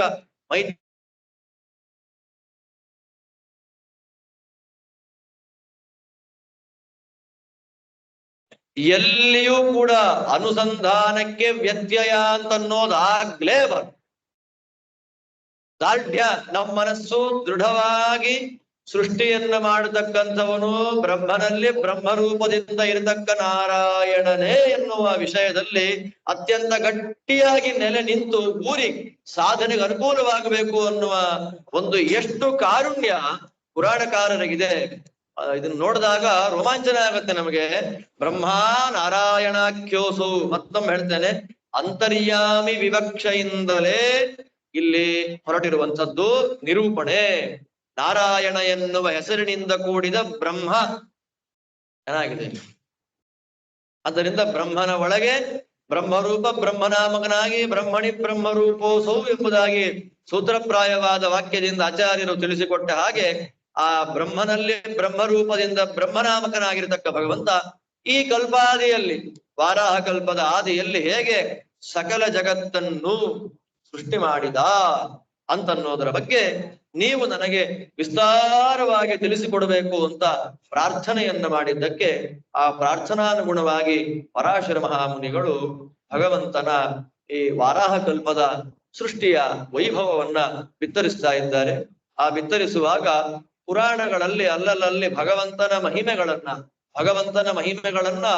ಅದ್ಭುತವಾಗಿ ಗಟ್ಟಿಯಾಗಿ ಶಾಸ್ತ್ರೀಯವಾಗಿ ನಿರೂಪಣೆಯನ್ನ ಮಾಡೋದಲ್ಲದೆ ಸಾಮಾನ್ಯ ಸಾಧಕರಿಗೂ ಅರ್ಥವಾಗುವಂತಹ ದೃಷ್ಟಿಯಲ್ಲಿ ಭಗವನ್ ಮಹಿಮೆಯನ್ನ ಅವತಾರಗಳ ಚರಿತ್ರೆಯನ್ನ ನಿರೂಪಣೆ ಮಾಡೋದರ ಮೂಲಕವೂ ತಿಳಿಸಿಕೊಡ್ತಾ ಇದ್ದಾರೆ. ಇಲ್ಲಿ ಆರಂಭದಲ್ಲಿಯೇ ವರಾಹ ಚರಿತ್ರೆಯನ್ನ ದ್ವಿತೀಯಂತು ಭವಾಯಸ್ಯ ರಸಾತಳಗತಾ ಮಹಿ ಮುದ್ಧರಿಷ್ಯನ್ ಉಪಾದತ್ತ ಯಜ್ಞೇಶಃ ಸೌಕರಂ ವಪುಃ ಅಂತ ಶ್ರೀಮದ್ ಭಾಗವತ ನಿರೂಪಣೆ ಮಾಡಿಕೊಟ್ಟ ಹಾಗೆ ವರಾಹ ಚರಿತ್ರೆಯನ್ನ ವರಾಹಾವತಾರವನ್ನ ಭಗವಂತ ಸ್ವೀಕಾರ ಮಾಡಿ ರಸಾತಳದಲ್ಲಿ ಮುಳುಗಿದ್ದ ಭೂಮಿಯನ್ನ ಹೇಗೆ ಪುನರುದ್ಧಾರ ಮಾಡಿದ ಎನ್ನುವಂತಹ ಚರಿತ್ರೆ, ಅಲ್ಲಿಂದ ಇನ್ನು ಮುಂದೆ ನಡೆದಂತಹ ಸೃಷ್ಟಿಯ ವೈಚಿತ್ರ್ಯದ ಬಿತ್ತರವನ್ನ ಪರಾಶರರು ಮೈತ್ರೇಯರಿಗೆ ಮಾಡಿಕೊಡ್ತಾ ಇದ್ದಾರೆ ಅಂತ ಹೇಳ್ತಾ ಇವತ್ತಿನ ಈ ಪುರಾಣದ ಅನುಸಂಧಾನವನ್ನ ಉಪಸ್ಥಿತರಾಗಿರತಕ್ಕಂತಹ ಗುರುಗಳ ಅಂತರ್ಯಾಮಿಯಾದ ಪ್ರಾಣಸ್ಥ ಭೈಷ್ಮಿ ಸತ್ಯಭಾಮ ಸಮೇತನಾದ ಗೋಪಾಲಕೃಷ್ಣ ದೇವರು ಅರ್ಪಣೆ ಮಾಡ್ತಾ ಇದ್ದೇನೆ. ಮತ್ತೆ ಮುಂದಿನ ಭಾಗವನ್ನ ನಾಳೆ ನೋಡೋಣ ಅಂತ ಹೇಳ್ತಾ ಶ್ರೀಕೃಷ್ಣ ಅರ್ಪಣಮಸ್ತು.